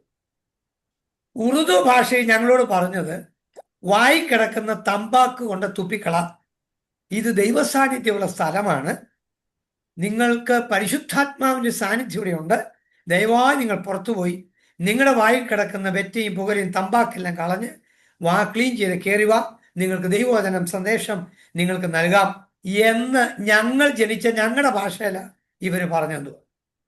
നിങ്ങൾ ശ്രദ്ധിച്ചല്ലോ. അങ്ങനെ അവർ യേശുവിനെ സ്വീകരിപ്പാനിടയായി. അപ്പം പലവിധ ഭാഷകൾ ഉണ്ട്. നമ്പർ 9, ഇന്റർപ്രിട്ടേഷൻ ഓഫ് ടങ്സ്, ഭാഷകളുടെ വ്യാഖ്യാനം. വ്യാഖ്യാനം ഇല്ലെങ്കിൽ അന്യഭാഷക്കാരൻ മിണ്ടാതിരിക്കണമെന്ന് വേദപുസ്തകം പഠിപ്പിക്കുന്നത്. വ്യാഖ്യാന വരം അനിവാര്യമാണ്. ഒരാൾ അന്യഭാഷ പറയുന്നു, അടുത്തയാൾ വ്യാഖ്യാനിക്കുന്നു. നിങ്ങളൊന്ന് ഓർത്ത് എത്ര നല്ല ഒരു സഭായത്തിൽ നിന്ന് ഒരാൾ അന്യഭാഷ പറയുന്നു, മറ്റേയാൾ ഇതിപ്പം നമ്മൾ മുഴുവൻ അന്യഭാഷ മാത്രമേ പറയുന്നുള്ളൂ, വ്യാഖ്യാനിക്കുന്നില്ല. വ്യാഖ്യാനി ഇല്ലെങ്കിൽ അന്യഭാഷക്കാരൻ മിണ്ടായിരിക്കണമെന്നാണ് ബൈബിൾ പഠിപ്പിച്ചത്. വേദപുസ്തകം പഠിക്കാത്തതുകൊണ്ട് നമുക്ക് ഒത്തിരി അപകടങ്ങൾ സംഭവിക്കുന്നുണ്ട്. കമോൺ. അപ്പൊ 9 വരം. ഇനി നോക്കിയോ, 10ാമത്തെ വരം പഠിപ്പിക്കാൻ പോവാം. നമ്പർ 10, 1 Corinthians 12-ാം അധ്യായം 28-ാം അധ്യായത്തിന്റെ ബി പാർട്ട് ഒന്നെടുത്ത്. ബി എന്ന് പറഞ്ഞാൽ മനസ്സിലാകുമല്ലോ, 28ാമത്തെ വാക്യത്തിന്റെ ബി. വീര്യപ്രവർത്തികൾ, രോഗശാന്തികളുടെ വരം, സഹായം ചെയ്യുവാനുള്ള വരം. ഓക്കെ, നോക്കിയേ, സഹായം ചെയ്യുവാനുള്ള, മറ്റേ വീര്യപ്രവർത്തിക്ക് അപ്പുറത്തുണ്ടായിരുന്നല്ലോ. 10ാമത്തെ വരം ഗിഫ്റ്റ്സ് ഓഫ് ഹെൽപ്സ്, സഹായം ചെയ്യുവാനുള്ള വരം. ഈ 9 വരങ്ങളല്ലെന്ന്. 10ാമത്തെ വരത്തിന്റെ പേര് സഹായം ചെയ്യാനുള്ള വരം. എല്ലാവർക്കും ചിലപ്പം സഹായം ചെയ്യാനുള്ള വരമില്ലായിരിക്കും, പക്ഷെ നമുക്ക് എല്ലാവർക്കും വേണ്ടി നല്ലതാ. ഇതൊക്കെ നല്ല വരം. പ്രവചന വരത്തിന് വേണ്ടി പ്രാർത്ഥിക്കും. ഇതുകൂടെ ഒന്ന് പ്രാർത്ഥിച്ചേ, കർത്താവേ സഹായം ചെയ്യാനുള്ള വരം തന്നെ എന്ന് പ്രാർത്ഥിക്കും. സഹായം ചെയ്യുവാനുള്ള വരം. ദെൻ നമ്പർ 11, 11ാമത്തെ വരം അവിടെ തന്നെ എഴുതിയിട്ടുണ്ട്. പരിപാലന വരം. Gift of administration. പരിപാലന വരം അനിവാര്യമാണ്. പ്രത്യേകിച്ച് സഭാ പാസ്റ്റർമാർക്കുണ്ടാകുന്ന ഏറ്റവും വലിയൊരു വരമാ പരിപാലന വരം. വെട്ടൊന്ന് മുറുകണ്ടെന്ന് പ്രസംഗിക്കുന്നവരെ സഭാ ശുശ്രൂഷയ്ക്ക് കൊള്ളത്തില്ല. പരിപാലന വരം അനിവാര്യമാണ്. ശ്രദ്ധിക്കൂ. ഇനി എഫേസ്യ ലേഖനം 4-ാം അധ്യായം 7 മുതൽ 11 വരെയുള്ള വാക്യങ്ങളിലേക്ക് ഒന്ന് വരൂ. അടുത്ത കൃപാവരങ്ങൾ നമ്മളൊന്ന് പഠിക്കാൻ പോവാം. എന്നാൽ നമ്മിൽ ഓരോരുത്തന് ക്രിസ്തുവിന്റെ ദാനത്തിന്റെ അളവിനോളം കൃപ ലഭിച്ചിരിക്കുന്നു. അതുകൊണ്ട് അവൻ ബദ്ധന്മാരെ പിടിച്ചുകൊണ്ട് ക്രിസ്തുവിന്റെ മതി മതി. ക്രിസ്തുവിന്റെ ദാനത്തിന്റെ അളവിനൊത്തവണ്ണം നമുക്ക് കൃപ ലഭിച്ചിരിക്കുന്നു. അപ്പൊ ദാനം എന്നുള്ളതിന്റെ അർത്ഥം ഗിഫ്റ്റ് എന്നാണ്. അങ്ങനെയെങ്കിൽ നോക്കിക്കോളൂ, 11-ാം വാക്യം ഇനി വായിച്ചാൽ മതി. എന്താണ് സഭയ്ക്ക് നൽകിയ ദാനങ്ങൾ? എന്താണ് സഭയ്ക്ക് നൽകിയ കൃപാവരങ്ങൾ? എന്താണ് സഭയ്ക്ക് നൽകിയ ശുശ്രൂഷാവൃന്ദങ്ങൾ? എന്താണ് സഭയ്ക്ക് നൽകിയ ഏറ്റവും വലിയ ദാനം? നോക്കിക്കേ 11-ാമത്തെ വാക്യം. അവൻ ചിലരെ അവൻ ചിലരെ അപ്പോസ്തലന്മാരായും ചിലരെ പ്രവാചകന്മാരായും ചിലരെ സുവിശേഷകന്മാരായും ചിലരെ ഇടയന്മാരായും ഉപദേഷ്ടാക്കന്മാരായും നിയമിച്ചിരിക്കുന്നു. മതി. നോക്കിയതേണ്ട സ്ലൈഡിൽ ഞാൻ ഇപ്പൊ വായിച്ച 5 കാര്യം കൊണ്ടുവന്നു. 12-ാമത്തെ സഭയ്ക്ക് നൽകിയ വരദാനമാണ് അപ്പോസ്തോലന്മാർ. സഭയ്ക്ക് നൽകിയ വരദാനമാണ് പ്രവാചകന്മാർ. സഭയ്ക്ക് നൽകിയ വരദാനമാണ് സുവിശേഷകന്മാർ. സഭയ്ക്ക് നൽകിയ വരദാനമാണ് ഇടയന്മാർ. സഭയ്ക്ക് നൽകിയ വരദാനമാണ് ഉപദേഷ്ടാക്കന്മാർ. 5 ഓഫീസുകൾ ഇതേ ഉള്ളൂ സഭയ്ക്ക്. സഭയ്ക്ക് സെൻട്രൽ പാസ്റ്റർ എന്നൊരു പോസ്റ്റ് ഇല്ല. സഭയ്ക്ക് പ്രസിഡന്റ് എന്നൊരു പോസ്റ്റ് ഇല്ല. ഇതൊക്കെ നമ്മുടെ സംഘടനകൾ ഇടുന്ന പേരെന്നേ ഉള്ളൂ. IPCയോ ചർച്ച് ഓഫ് ഗോഡോ ഷാരോണോ അസംബ്ലീസ് ഗോഡോ അല്ലെ നമ്മുടെ അഗാപ്പയോ ചർച്ചുകളോ അതിൻ്റെയൊക്കെ സീനിയറിനെ പ്രസിഡന്റ് എന്ന് ഇടുന്നൊന്നും ബിബ്ലിക്കൽ അല്ല. ബൈബിളിൽ ഇങ്ങനെ ഒരു പേരേ ഇല്ല. പ്രസിഡന്റ് എന്ന് സഭയ്ക്കൊരു പ്രസിഡന്റ് ഇല്ല. സഭയ്ക്ക് അപ്പോസ്തോലന്മാരുണ്ട്, പ്രവാചകന്മാരുണ്ട്, സുവിശേഷകന്മാരുണ്ട്, ഇടയന്മാരുണ്ട്, ഉപദേഷ്ടാക്കന്മാരുണ്ട്. ഈ 5 ഓഫീസുകൾ മാത്രമേ സഭയ്ക്ക് ദൈവം നൽകിയിട്ടുള്ളൂ. അപ്പൊ നിങ്ങൾക്കൊരു സംശയം, ബാക്കി എങ്ങനെയാ പാസ്റ്റർ സാറെ ശരിയാക്കുന്നത്? എങ്ങനെയാ ശരിയാക്കി തരാം. അതെന്നാന്ന് ചോദിച്ചാൽ, നമ്മുടെ ഇതെല്ലാം കോഓപ്പറേറ്റീവ് സൊസൈറ്റിയാണ്. സൊസൈറ്റി ആക്ട് വെച്ച് രജിസ്റ്റർ ചെയ്യുമ്പോൾ അതിനൊരു പ്രസിഡന്റ് വേണം. അതുകൊണ്ട് സംശയം തീർന്നല്ലോ. ഇനി എന്നോട് അനുമടങ്ങിയല്ലോ. സൊസൈറ്റി ആക്ട് അനുസരിച്ച് ഇപ്പൊ IPC ഒരു ചർച്ചല്ല. IPC ഒരു സൊസൈറ്റി ആക്ട് വെച്ച് ഗവൺമെന്റ് രജിസ്റ്റർ ചെയ്ത ഒരു സൊസൈറ്റിയാണ്. അപ്പൊ സൊസൈറ്റിക്ക് ഒരു പ്രസിഡന്റ് വേണം. അതുകൊണ്ടാണ് IPCക്ക് ജനറൽ പ്രസിഡന്റ് ഉള്ളത്. അഗാപ്പെ ചർച്ചിന് പ്രസിഡന്റ് ഉള്ളതിന്റെ കാര്യം സൊസൈറ്റി ആക്ട് അനുസരിച്ച് രജിസ്റ്റർ ചെയ്തിരിക്കുന്നുണ്ടാ. ഇതൊന്നും ചർച്ചുകളല്ല. ഷാരോൺ ഫെലോഷിപ്പ് ചർച്ച് എന്ന് പറയുന്നെങ്കിലും സഭയല്ല. ഇതെല്ലാം സംഘടനകൾ മാത്രമാണ്, സൊസൈറ്റി മാത്രമാണ്. അതുകൊണ്ടാണ് പ്രസിഡന്റ് ഉള്ളത്. ഓക്കെ, അപ്പം വിടട്ടെ. എന്താണ് അപ്പോസ്തോലിക ശുശ്രൂഷ? പറയാം. സഭാസ്ഥാപനം ഉണ്ടോ? സഭ സ്ഥാപിക്കുന്നവരാണ് അപ്പോസ്തോലന്മാർ. അപ്പോസ്തോലൻ ലക്ഷണങ്ങൾ ഞാൻ പറയാം. പെട്ടെന്ന് വായിച്ച 2 കൊരിന്ത്യർ 12-ാം അധ്യായം 12-ാം വാക്യം 1 വായിച്ചു നോക്കിയേ. അപ്പോസ്തലൻ ലക്ഷണങ്ങൾ പൂർണ്ണ സഹിഷ്ണുതയിലും അടയാളങ്ങളാലും അത്ഭുതങ്ങളാലും വീര്യപ്രവർത്തികളാലും നിങ്ങളുടെ ഇടയിൽ വെളിപ്പെട്ടു വന്നുവല്ലോ. മതി. ഈ വിദ്യാർത്ഥി ലക്ഷണം എന്നും പറഞ്ഞ് നമ്മള് സ്കൂളിൽ പഠിച്ചിട്ടുണ്ട്. നിങ്ങൾ പഠിച്ചോന്ന് അറിയത്തില്ല, ഞാൻ പഠിച്ചായിരുന്നു. എന്താ വിദ്യാർത്ഥികളുടെ ലക്ഷണം? കാകദൃഷ്ടി ഭഗധ്യാനം ശ്വാനനിദ്ര തഥൈവ ച അല്പാഹാരം ജീർണവസ്ത്രം ഏരത് വിദ്യാർത്ഥി ലക്ഷണമെന്നാണ്. ഇതുപോലെ അപ്പോസ്തോലിന്റെ ലക്ഷണം പറഞ്ഞിരിക്കുകയാണ് സകല സഹിഷ്ണുതയും. അപ്പൊ എന്റെ ശ്രോതാക്കളായ നിങ്ങൾക്കാർക്കും ഞാൻ ഉൾപ്പെടെ അപ്പോസ്തോലനാകാൻ പറ്റുകയെന്ന് മനസ്സിലായല്ലോ. നമുക്ക് എവിടെയായി പൂർണ്ണ സഹിഷ്ണുതയുള്ളത്? നമ്മൾ ചുമ്മാ പറയും, പലരും വന്ന് പറയും ഞാൻ അപ്പോസ്തോലനാണ്, ഞാൻ അപ്പോസ്തോലനാന്നുള്ള പറയുമ്പോൾ തന്നെ സഹിഷ്ണുത ഇല്ലാതെ പോയി. നിങ്ങൾ ശ്രദ്ധിക്കണം. അപ്പോസ്തോലിന്റെ ലക്ഷണങ്ങൾ നമ്പർ 1 പൂർണ്ണ സഹിഷ്ണുതയുള്ള ആളായിരിക്കും. 2 അടയാളങ്ങളാലും വീര്യപ്രവൃത്തികളാലുമാണ് വെളിപ്പെട്ട് വരുന്നത്. അപ്പൊ സഭാസ്ഥാപനമാണ്. പ്രവാചകന്റെ ഡ്യൂട്ടി എന്നാണെന്നറിയാമോ? നമ്പർ 2 പ്രവാചകന്റെ ഡ്യൂട്ടി സംശുദ്ധം, സഭയുടെ ശുദ്ധീകരണം. പ്രവാചകൻ എന്ന് പറഞ്ഞാൽ ദൈവത്തിന്റെ നാവ് ഉണ്ടോ? ഗോഡ്സ് മൗത്ത്, ദൈവത്തിന്റെ നാവ് എന്നാണ് പ്രവാചകൻ എന്ന വാക്കിന്റെ അർത്ഥം തന്നെ. ഓക്കെ, ഇനി നെക്സ്റ്റ് 1 സുവിശേഷകന്മാരെന്ന് പറഞ്ഞാൽ എന്താ? സുവിശേഷം അറിയിക്കുന്നവർ ഉണ്ടോ? സുവിശേഷം അറിയിച്ചാൽ മതി. സുവിശേഷം അറിയിക്കുക, ഇവാഞ്ചലിസ്റ്റ്, സുവിശേഷകന്മാർ. അവര് ക്രിസ്തുവിനെ പ്രചരിപ്പിക്കുക, ക്രിസ്തുവിനെ അറിയിക്കുക. ദെൻ നമ്പർ 15 പാസ്റ്റേഴ്സ് അല്ലെങ്കിൽ ഇടയന്മാർ. പാസ്റ്റർ എന്ന് പറഞ്ഞാൽ എന്നാ? ഫീഡ് ദ ഫ്ലോക്ക് എന്ന, ആടുകൾക്ക് ഭക്ഷണം കൊടുക്കുക എന്ന പാസ്റ്റർ. ഇടയന്മാർ. ആടുകൾക്ക് ഭക്ഷണം കൊടുക്കണം. ആടുകൾക്ക് ഈ കപ്പയിലയും റബ്ബറിലയും ഒന്നും കൂടെ കൊടുക്കരുത്. നല്ല ഒന്നാം തരം ഫുഡ് കൊടുക്കണം ആടുകൾക്ക്. കഷ്ടപ്പെടണം, ശരിക്കും കഷ്ടപ്പെടണം. നമ്മൾ ഈ രണ്ട് ദാവീദും ഗോലിയാത്തും കല്ലേറും അതെ ഈ കവണയും കൊണ്ടൊക്കെ നിൽക്കാതെ വിശുദ്ധ ബൈബിളിൽ നിന്ന് നല്ല നല്ല കാര്യങ്ങൾ പഠിച്ച് ജനങ്ങളെ പഠിപ്പിക്കണം. അതിനെ ഇടയന്മാരെ ദൈവം വെച്ചിരിക്കുന്നത്. Pastors. Then comes to the last one, teachers, ഉപദേഷ്ടാക്കന്മാർ. ഉണ്ടോ? ബൈബിൾ ടീച്ചേഴ്സ് ആവശ്യമാണ്. അതല്ലേ ഈ ബൈബിൾ സ്കൂളുകൾ നടക്കുന്നത്, ടീച്ചേഴ്സ്. അപ്പൊ 16 വരങ്ങളെ കുറിച്ച് ഇനി നോക്കിയേ. റോമാലേഖനം 12-ാം അധ്യായം 3-ാം വാക്യം 6 മുതൽ 8 ഉള്ള വാക്യങ്ങൾ വളരെ വേഗം എടുത്തു. ഭാവിക്കേണ്ടതിന്റെ മീതെ ഭാവിച്ചു വീഴാതെ ദൈവം അവനവന് വിശ്വാസത്തിന്റെ അളവ് പങ്കിട്ടതുപോലെ സുബോധമാകും വണ്ണം ഭാവിക്കണമെന്ന് ഞാൻ എനിക്ക് ലഭിച്ച കൃപയാൽ നിങ്ങൾ ഓരോരുത്തരോടും പറയുന്നു. ഒരു ശരീരം നമുക്ക് ഇടക്കത്തെ വായിക്കരുത്. 6 ആകയാൽ നമുക്ക് ലഭിച്ച കൃപയ്ക്കൊത്തവണ്ണം വെവ്വേറെയുള്ള വരം ഉള്ളത് കൊണ്ട് പ്രവചനമെങ്കിൽ വിശ്വാസത്തിനൊത്തവണ്ണം, ശുശ്രൂഷ എങ്കിൽ ശുശ്രൂഷയിൽ, ഉപദേശിക്കുന്നവനെങ്കിൽ ഉപദേശത്തിൽ, പ്രബോധിക്കുന്നവനെങ്കിൽ പ്രബോധനത്തിൽ, ദാനം ചെയ്യുന്നവൻ ഏകാഗ്രതയോടെ, ഭരിക്കുന്നവൻ ഉത്സാഹത്തോടെ, കരുണ ചെയ്യുന്നവൻ പ്രസന്നതയോടെ ആകട്ടെ. മതി മതി മതി. ഒന്ന് ശ്രദ്ധിച്ചു. അതിനകത്ത് നമ്മൾ നേരത്തെ എഴുതിയത് ആവർത്തിച്ചെഴുതുന്നില്ല. അപ്പൊ മിനിസ്റ്ററിങ് ഉണ്ടോ? Those who minister in ministry, ശുശ്രൂഷ ചെയ്യുന്നവൻ ശുശ്രൂഷയിൽ ഉണ്ടോ? ഉപദേശം പറയുന്നവൻ ഉപദേശത്തിൽ,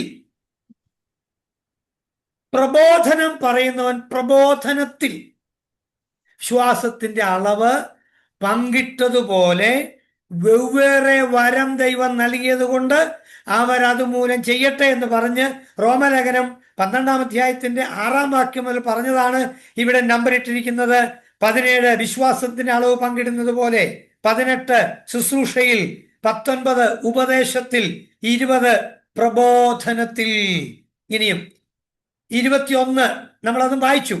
ഗിവ്സ് വിത്ത് ലിബറാലിറ്റി, ദാനം ചെയ്യുന്നവൻ ഏകാഗ്രതയോടെ ചെയ്യുക. Then number 22 ലീഡ്സ് വിത്ത് ഡിലിജൻസ്, ഭരിക്കുന്നവൻ ഉത്സാഹത്തോടെ ഭരിക്കുക. 23 ഷോസ് മേഴ്സി വിത്ത് ചിയർഫുൾനെസ്, കരുണ ചെയ്യുന്നവൻ പ്രസന്നതയോടെ ചെയ്യണം.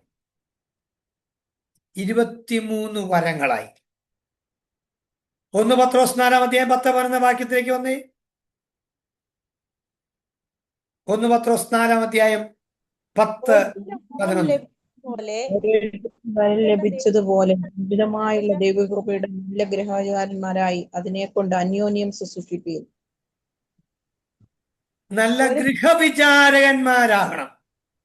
കണ്ടോ? ഗുഡ് സ്റ്റീവേഴ്സ്. ഗൃഹവിചാരകത്വമാണ് 24-ാമത്തെ വരം. 10-ാം വാക്യം നമ്മൾ വായിച്ചില്ലേ? വ്യത്യസ്ത വരങ്ങൾ ദൈവം നൽകി. അങ്ങനെയെങ്കിൽ ഗൃഹവിചാരകന്മാരായിരിക്കുക. ഗൃഹവിചാരകന്മാർ. അപ്പൊ ഗുഡ് സ്റ്റീവേർഡ്ഷിപ്പ്, നല്ല ഗൃഹവിചാരകത്വം ദൈവം നൽകുന്ന വരമാണ്. ഇനി 11-ാം വാക്യം വായിച്ചേ.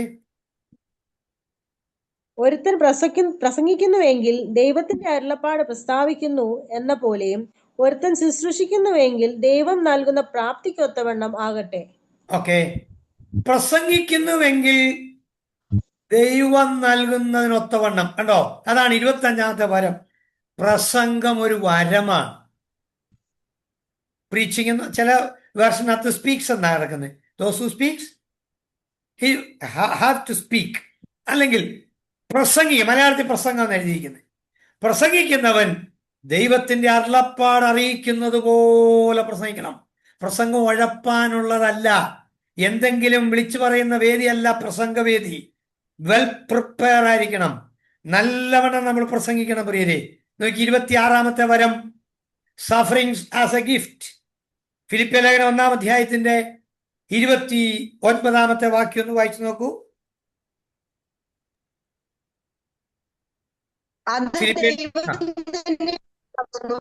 വിശ്വസിപ്പാൻ മാത്രമല്ല അവന് വേണ്ടി കഷ്ടം അനുഭവിപ്പാൻ കൂടെ നിങ്ങൾക്ക് വരം നൽകി. ക്രിസ്തുവിൽ വിശ്വസിപ്പാൻ മാത്രമല്ല, അവന് വേണ്ടി കഷ്ടം അനുഭവിക്കാൻ കൂടെ നിങ്ങൾക്ക് വരം നൽകിയിരിക്കുന്നു. 26, 27 പ്രാർത്ഥന ഒരു വരമായി ലഭിച്ചിട്ടുള്ളവരുണ്ട്. നമ്മളെല്ലാവരും പ്രാർത്ഥിക്കുന്നവരാണ്. പ്രാർത്ഥന വരം ലഭിച്ചിട്ടുള്ളവരുണ്ട്. ഓട്ടെ, കുറഞ്ഞ വർഷം 25-ൽ പരം വരങ്ങൾ വിശുദ്ധ ബൈബിളിലുണ്ട്. ഏതെങ്കിലും ഇതിനകത്ത് ഒരെണ്ണവ 1 out of 27 ആകുന്നുള്ളൂ പ്രവചനം എന്ന് പറയുന്നത്. ആരെങ്കിലും 2 3 വരം കിട്ടുമ്പോൾ, പണ്ടൊരാള് നമ്മുടെ കാനവച്ചനോട് എന്ന് പറഞ്ഞെന്നാ പറഞ്ഞത്. കാനവച്ചനോട് എന്ന് ഒരാൾ പറഞ്ഞു, അച്ഛാ എന്തോ എനിക്ക് 9 വരങ്ങൾ കിട്ടിയെന്ന് പറഞ്ഞു. അച്ഛൻ പറഞ്ഞു മറുപടി ഇതാണ്, 25-ൽ 9 വരമല്ലേ കിട്ടിയുള്ളൂ. അപ്പൊ അദ്ദേഹം അപ്സെറ്റ് ആയിപ്പോയി. സ്നേഹിതരെ, 25, 26, 27 വരങ്ങൾ വിശുദ്ധ ബൈബിളിനകത്ത് കിടപ്പുണ്ട്. ഏതെങ്കിലും ഒരെണ്ണം കിട്ടിയെന്ന് പറഞ്ഞ് കിടന്ന് അഹങ്കരിക്കരുത്. മര്യാദയ്ക്ക് ദൈവസന്നിധിയിൽ നമ്മൾ സമർപ്പിക്കുക. Last testing of the gifts. ഈ ഗിഫ്റ്റുകളെ നമുക്ക് ടെസ്റ്റ് ചെയ്യാൻ പറ്റും. ലോയാലിറ്റി ടെസ്റ്റ് എന്ന് പറയും ഒന്നാമത്തെ ടെസ്റ്റിന്. രണ്ടാമത്തേന് പ്രാക്ടിക്കൽ ടെസ്റ്റ് എന്ന് പറയും. മൂന്നാമത്തേന് ഡോക്ട്രിനൽ ടെസ്റ്റ് എന്ന് പറയും. നാലാമത്തേന് സ്റ്റെബിലിറ്റി ടെസ്റ്റ് എന്ന് പറയും. അങ്ങനെയെങ്കിൽ ഈ 4 ടെസ്റ്റ്. ലോയാലിറ്റി ടെസ്റ്റ് എന്ന് പറഞ്ഞാൽ ക്രിസ്തുവിനോടുള്ള വിശ്വസ്തത. ക്രിസ്തുവിനോടുള്ള വിശ്വസ്തത.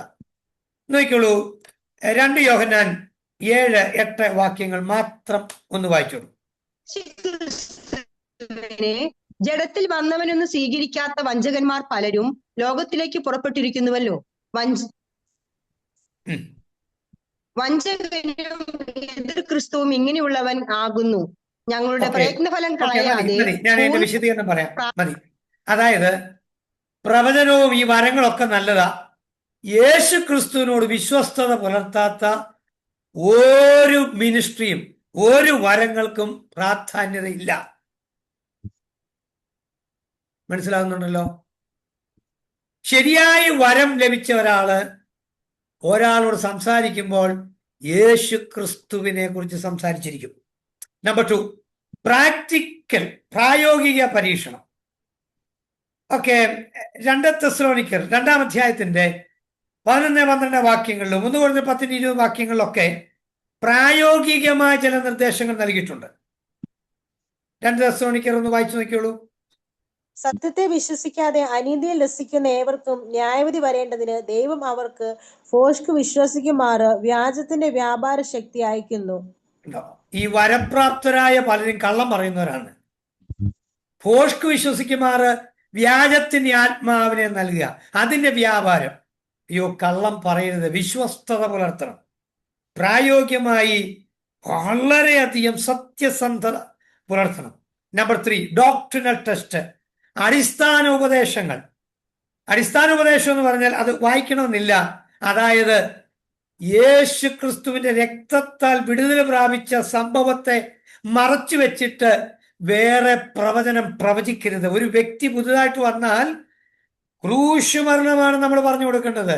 മനുഷ്യവർഗത്തിന്റെ പാപങ്ങളുടെ പരിഹാരത്തിന് വേണ്ടി യേശു ക്രിസ്തു മരിച്ച കാര്യം പറഞ്ഞു കൊടുക്കണം.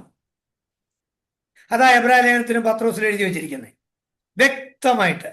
ഇനി നോക്കിയ സ്റ്റെബിലിറ്റി ടെസ്റ്റ്, നിലനിൽക്കുന്ന ഉറപ്പ് നമുക്ക് നൽകണം. നിലനിൽക്കുന്ന ഉറപ്പ്, അതായത് ഉപദേശങ്ങളിൽ ആടി ഉലയുന്നവരായിട്ടല്ല, നിലനിൽക്കുന്നവരായിരിക്കും.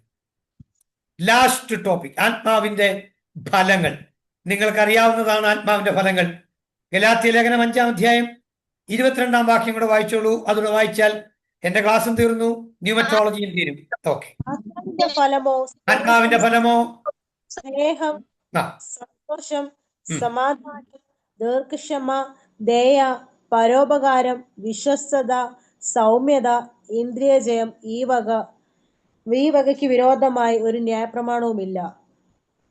ഓക്കെ, ഇതാണ് ആത്മാവിന്റെ ഫലങ്ങൾ. വ്യാഖ്യാനിക്കേണ്ട ആവശ്യമില്ലല്ലോ. നമ്മൾക്ക് വരത്തിന് വേണ്ടി നിങ്ങൾ പ്രാർത്ഥിക്കുന്നതിനേക്കാൾ ഫലത്തിന് വേണ്ടി പ്രാർത്ഥിക്കണമെന്ന് ഒരു എളിയ അപേക്ഷ എനിക്കുണ്ട്. ഇപ്പം നമ്മളൊരു മരം കൊണ്ടുവന്ന് വെച്ച് പിടിപ്പിക്കുന്നു. ഈ മരത്തിന്റെ ചുറ്റും നമ്മൾ വളങ്ങളിടുന്നു. ഈ വളമിടുന്നത് എന്തിനു വേണ്ടിയാ? മരം വളരണം, പക്ഷേ മരത്തിൽ ഫലം കായ്ക്കണം. ഫലം കായ്ക്കുന്നില്ല, പിന്നെ ഈ വളമെല്ലാം കൊണ്ട് ഇടണ്ടല്ലോ.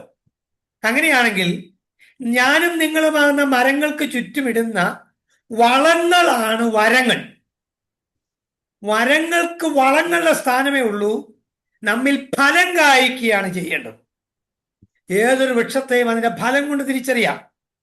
ഗിരിപ്രഭാഷണത്തിൽ യേശുക്രിസ്തു പറഞ്ഞു, പ്രവാചകന്മാരെ, കള്ളപ്രവാചകന്മാരെയൊക്കെ നിങ്ങൾക്ക് തിരിച്ചറിയുന്നത് എങ്ങനെയെന്ന് ചോദിച്ചപ്പോൾ ഉത്തരം പറഞ്ഞത് ഫലം കൊണ്ട് മാത്രമേ തിരിച്ചറിയാൻ കഴിയൂ എന്നാണ്. കണ്ടോ, ഫലം നോക്കിയേ. അപ്പോസ്തലനായ പൗലോസ് കൃപാവരങ്ങളുടെ ലിസ്റ്റ് മുഴുവൻ പറഞ്ഞിട്ട് പറഞ്ഞു, അതിശ്രേഷ്ഠമായ ഒരു കാര്യം ഞാൻ നിങ്ങളെ കാണിച്ചു തരാം. ഈ 25 അല്ലെങ്കിൽ 27 വരങ്ങൾ ഉണ്ടെങ്കിലും സ്നേഹമില്ലെങ്കിൽ ഒന്നുമില്ല. സ്നേഹമാണ് ഏറ്റവും വലിയത്.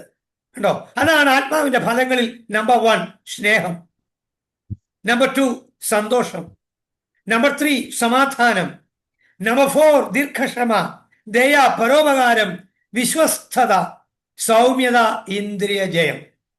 ഈ ആത്മാവിന്റെ ഫലങ്ങൾ നമ്മുടെ ജീവിതത്തിൽ ഉണ്ടാകട്ടെ എന്ന് ആത്മാർത്ഥമായിട്ട് ആഗ്രഹിക്കുന്നു. അടുത്ത 2 ആഴ്ചയ്ക്ക് ശേഷം നമ്മൾ ഏഞ്ചലോളജി അല്ലെങ്കിൽ ദൂതശാസ്ത്രത്തിലേക്ക് നമ്മൾ ദൈവാനുവദിച്ചാൽ അടുത്ത 2 ആഴ്ച കഴിഞ്ഞ് പഠിക്കാം. അങ്ങനെയെങ്കിൽ ഈ ന്യൂമറ്റോളജി ഇവിടെ അവസാനിച്ചു. നമുക്ക് ആത്മാവിന്റെ ഫലങ്ങൾ കൊയ്യുന്നവരായി ഞാൻ വീണ്ടും നിങ്ങളോട് വിനീതമായി അപേക്ഷിക്കുന്നു, വരങ്ങൾക്ക് വേണ്ടി പ്രാർത്ഥിച്ചോളൂ. കാരണം പറഞ്ഞിട്ടുണ്ട് വിശുദ്ധ ബൈബിൾ, സ്നേഹമാചരിപ്പാൻ ഉത്സാഹിപ്പീൻ, വിശേഷാൽ അതേ ആത്മീയ വരങ്ങളും പ്രവചനപരവും അന്യഭാഷയും ഒക്കെ നിങ്ങൾ വാഞ്ചിപ്പീൻ എന്നൊക്കെ പറഞ്ഞിട്ടുണ്ട്. അപ്പോഴും പറയുന്നൊരു വാക്ക് മറക്കല്ല്, വരങ്ങൾക്ക് വേണ്ടി പ്രാർത്ഥിക്കുന്നതിനേക്കാൾ ഫലങ്ങൾക്ക് വേണ്ടി പ്രാർത്ഥിക്കും. ആത്മാവിന്റെ ഫലങ്ങൾ നമ്മിൽ നിറഞ്ഞു നിൽക്കട്ടെ. കാഹളം ധ്വനിച്ചാൽ നമുക്ക് പറക്കണം. 2 ആഴ്ചത്തെ അവധിയുടെ ഇടയ്ക്ക് കാഹളം ധ്വനിച്ചാൽ നമുക്ക് എല്ലാവർക്കും മേളി വെച്ച് കാണണം. ദൈവം നിങ്ങളെ അനുഗ്രഹിക്കട്ടെ. Thank you. ന്യൂമറ്റോളജി ഇവിടെ അവസാനിച്ചിരിക്കുന്നു. Over to pastor Lalu Jack. Thank you. വളരെ അനുഗ്രഹിക്കപ്പെട്ട രീതിയിൽ ക്ലാസ് എടുക്കുവാൻ കർത്താവിന്റെ ദാസനെ ഇന്ന് രാത്രിയിലും ദൈവം ശക്തീകരിച്ചതോർത്ത് ദൈവത്തിന് സ്തോത്രം ചെയ്യുന്നു. നമ്മൾ കർത്താവിന്റെ ദാസൻ ഓർപ്പിച്ചതുപോലെ ഇനി 2 വീക്സ് നമുക്ക് അവധിയായിരിക്കും. നാളെയോടെ ക്ലാസ് ഉണ്ട്. അതിനുശേഷം 2 വീക്സ് നമുക്ക് വെക്കേഷൻ ആയിരിക്കും. ന്യൂ ഇയർ, ക്രിസ്മസ് പ്രമാണിച്ച് ദൈവം എല്ലാവരെയും സഹായിക്കട്ടെ. നമുക്ക് പ്രാർത്ഥനയോടെ കടന്നു പോകാം. ദൈവം സഹായിക്കട്ടെ. കർത്താവേ, ഞങ്ങളുടെ സ്വർഗീയ പിതാവേ, ഈ നല്ല സമയത്തിനായി ഞങ്ങൾ ദൈവത്തിന് സ്തോത്രം ചെയ്യുന്നു. ഇത്രത്തോളം ദൈവം ഞങ്ങളെ സഹായിച്ചു, അനുഗ്രഹിച്ചു. 2025 ഡിസംബർ മാസം ഈ അവസാന ദിവസങ്ങളിലേക്ക് കർത്താവ് ഞങ്ങളെ കൊണ്ടുവന്നതിന്റെ സ്നേഹത്തിനായി, നിന്റെ കരുതലിനായി, നടത്തിപ്പുകൾക്കായി ഞങ്ങൾ ദൈവത്തിന് സ്തോത്രം ചെയ്യുന്നു.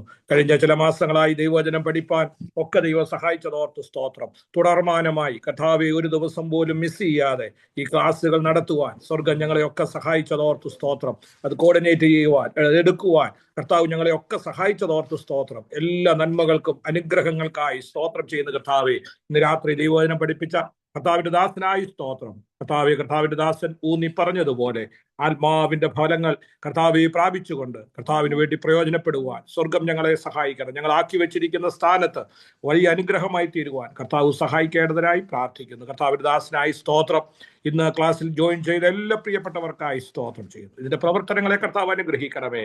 പ്രത്യേകിച്ച് കർത്താവെ, നോർത്ത് ഇന്ത്യയിലും മറ്റു രാജ്യങ്ങളിലും മറ്റു സ്ഥലങ്ങളിലൊക്കെ ശുശ്രൂഷയിലായിരിക്കുന്ന ദൈവദാസിമാർ അവരെല്ലാം ഓർക്കുന്നു.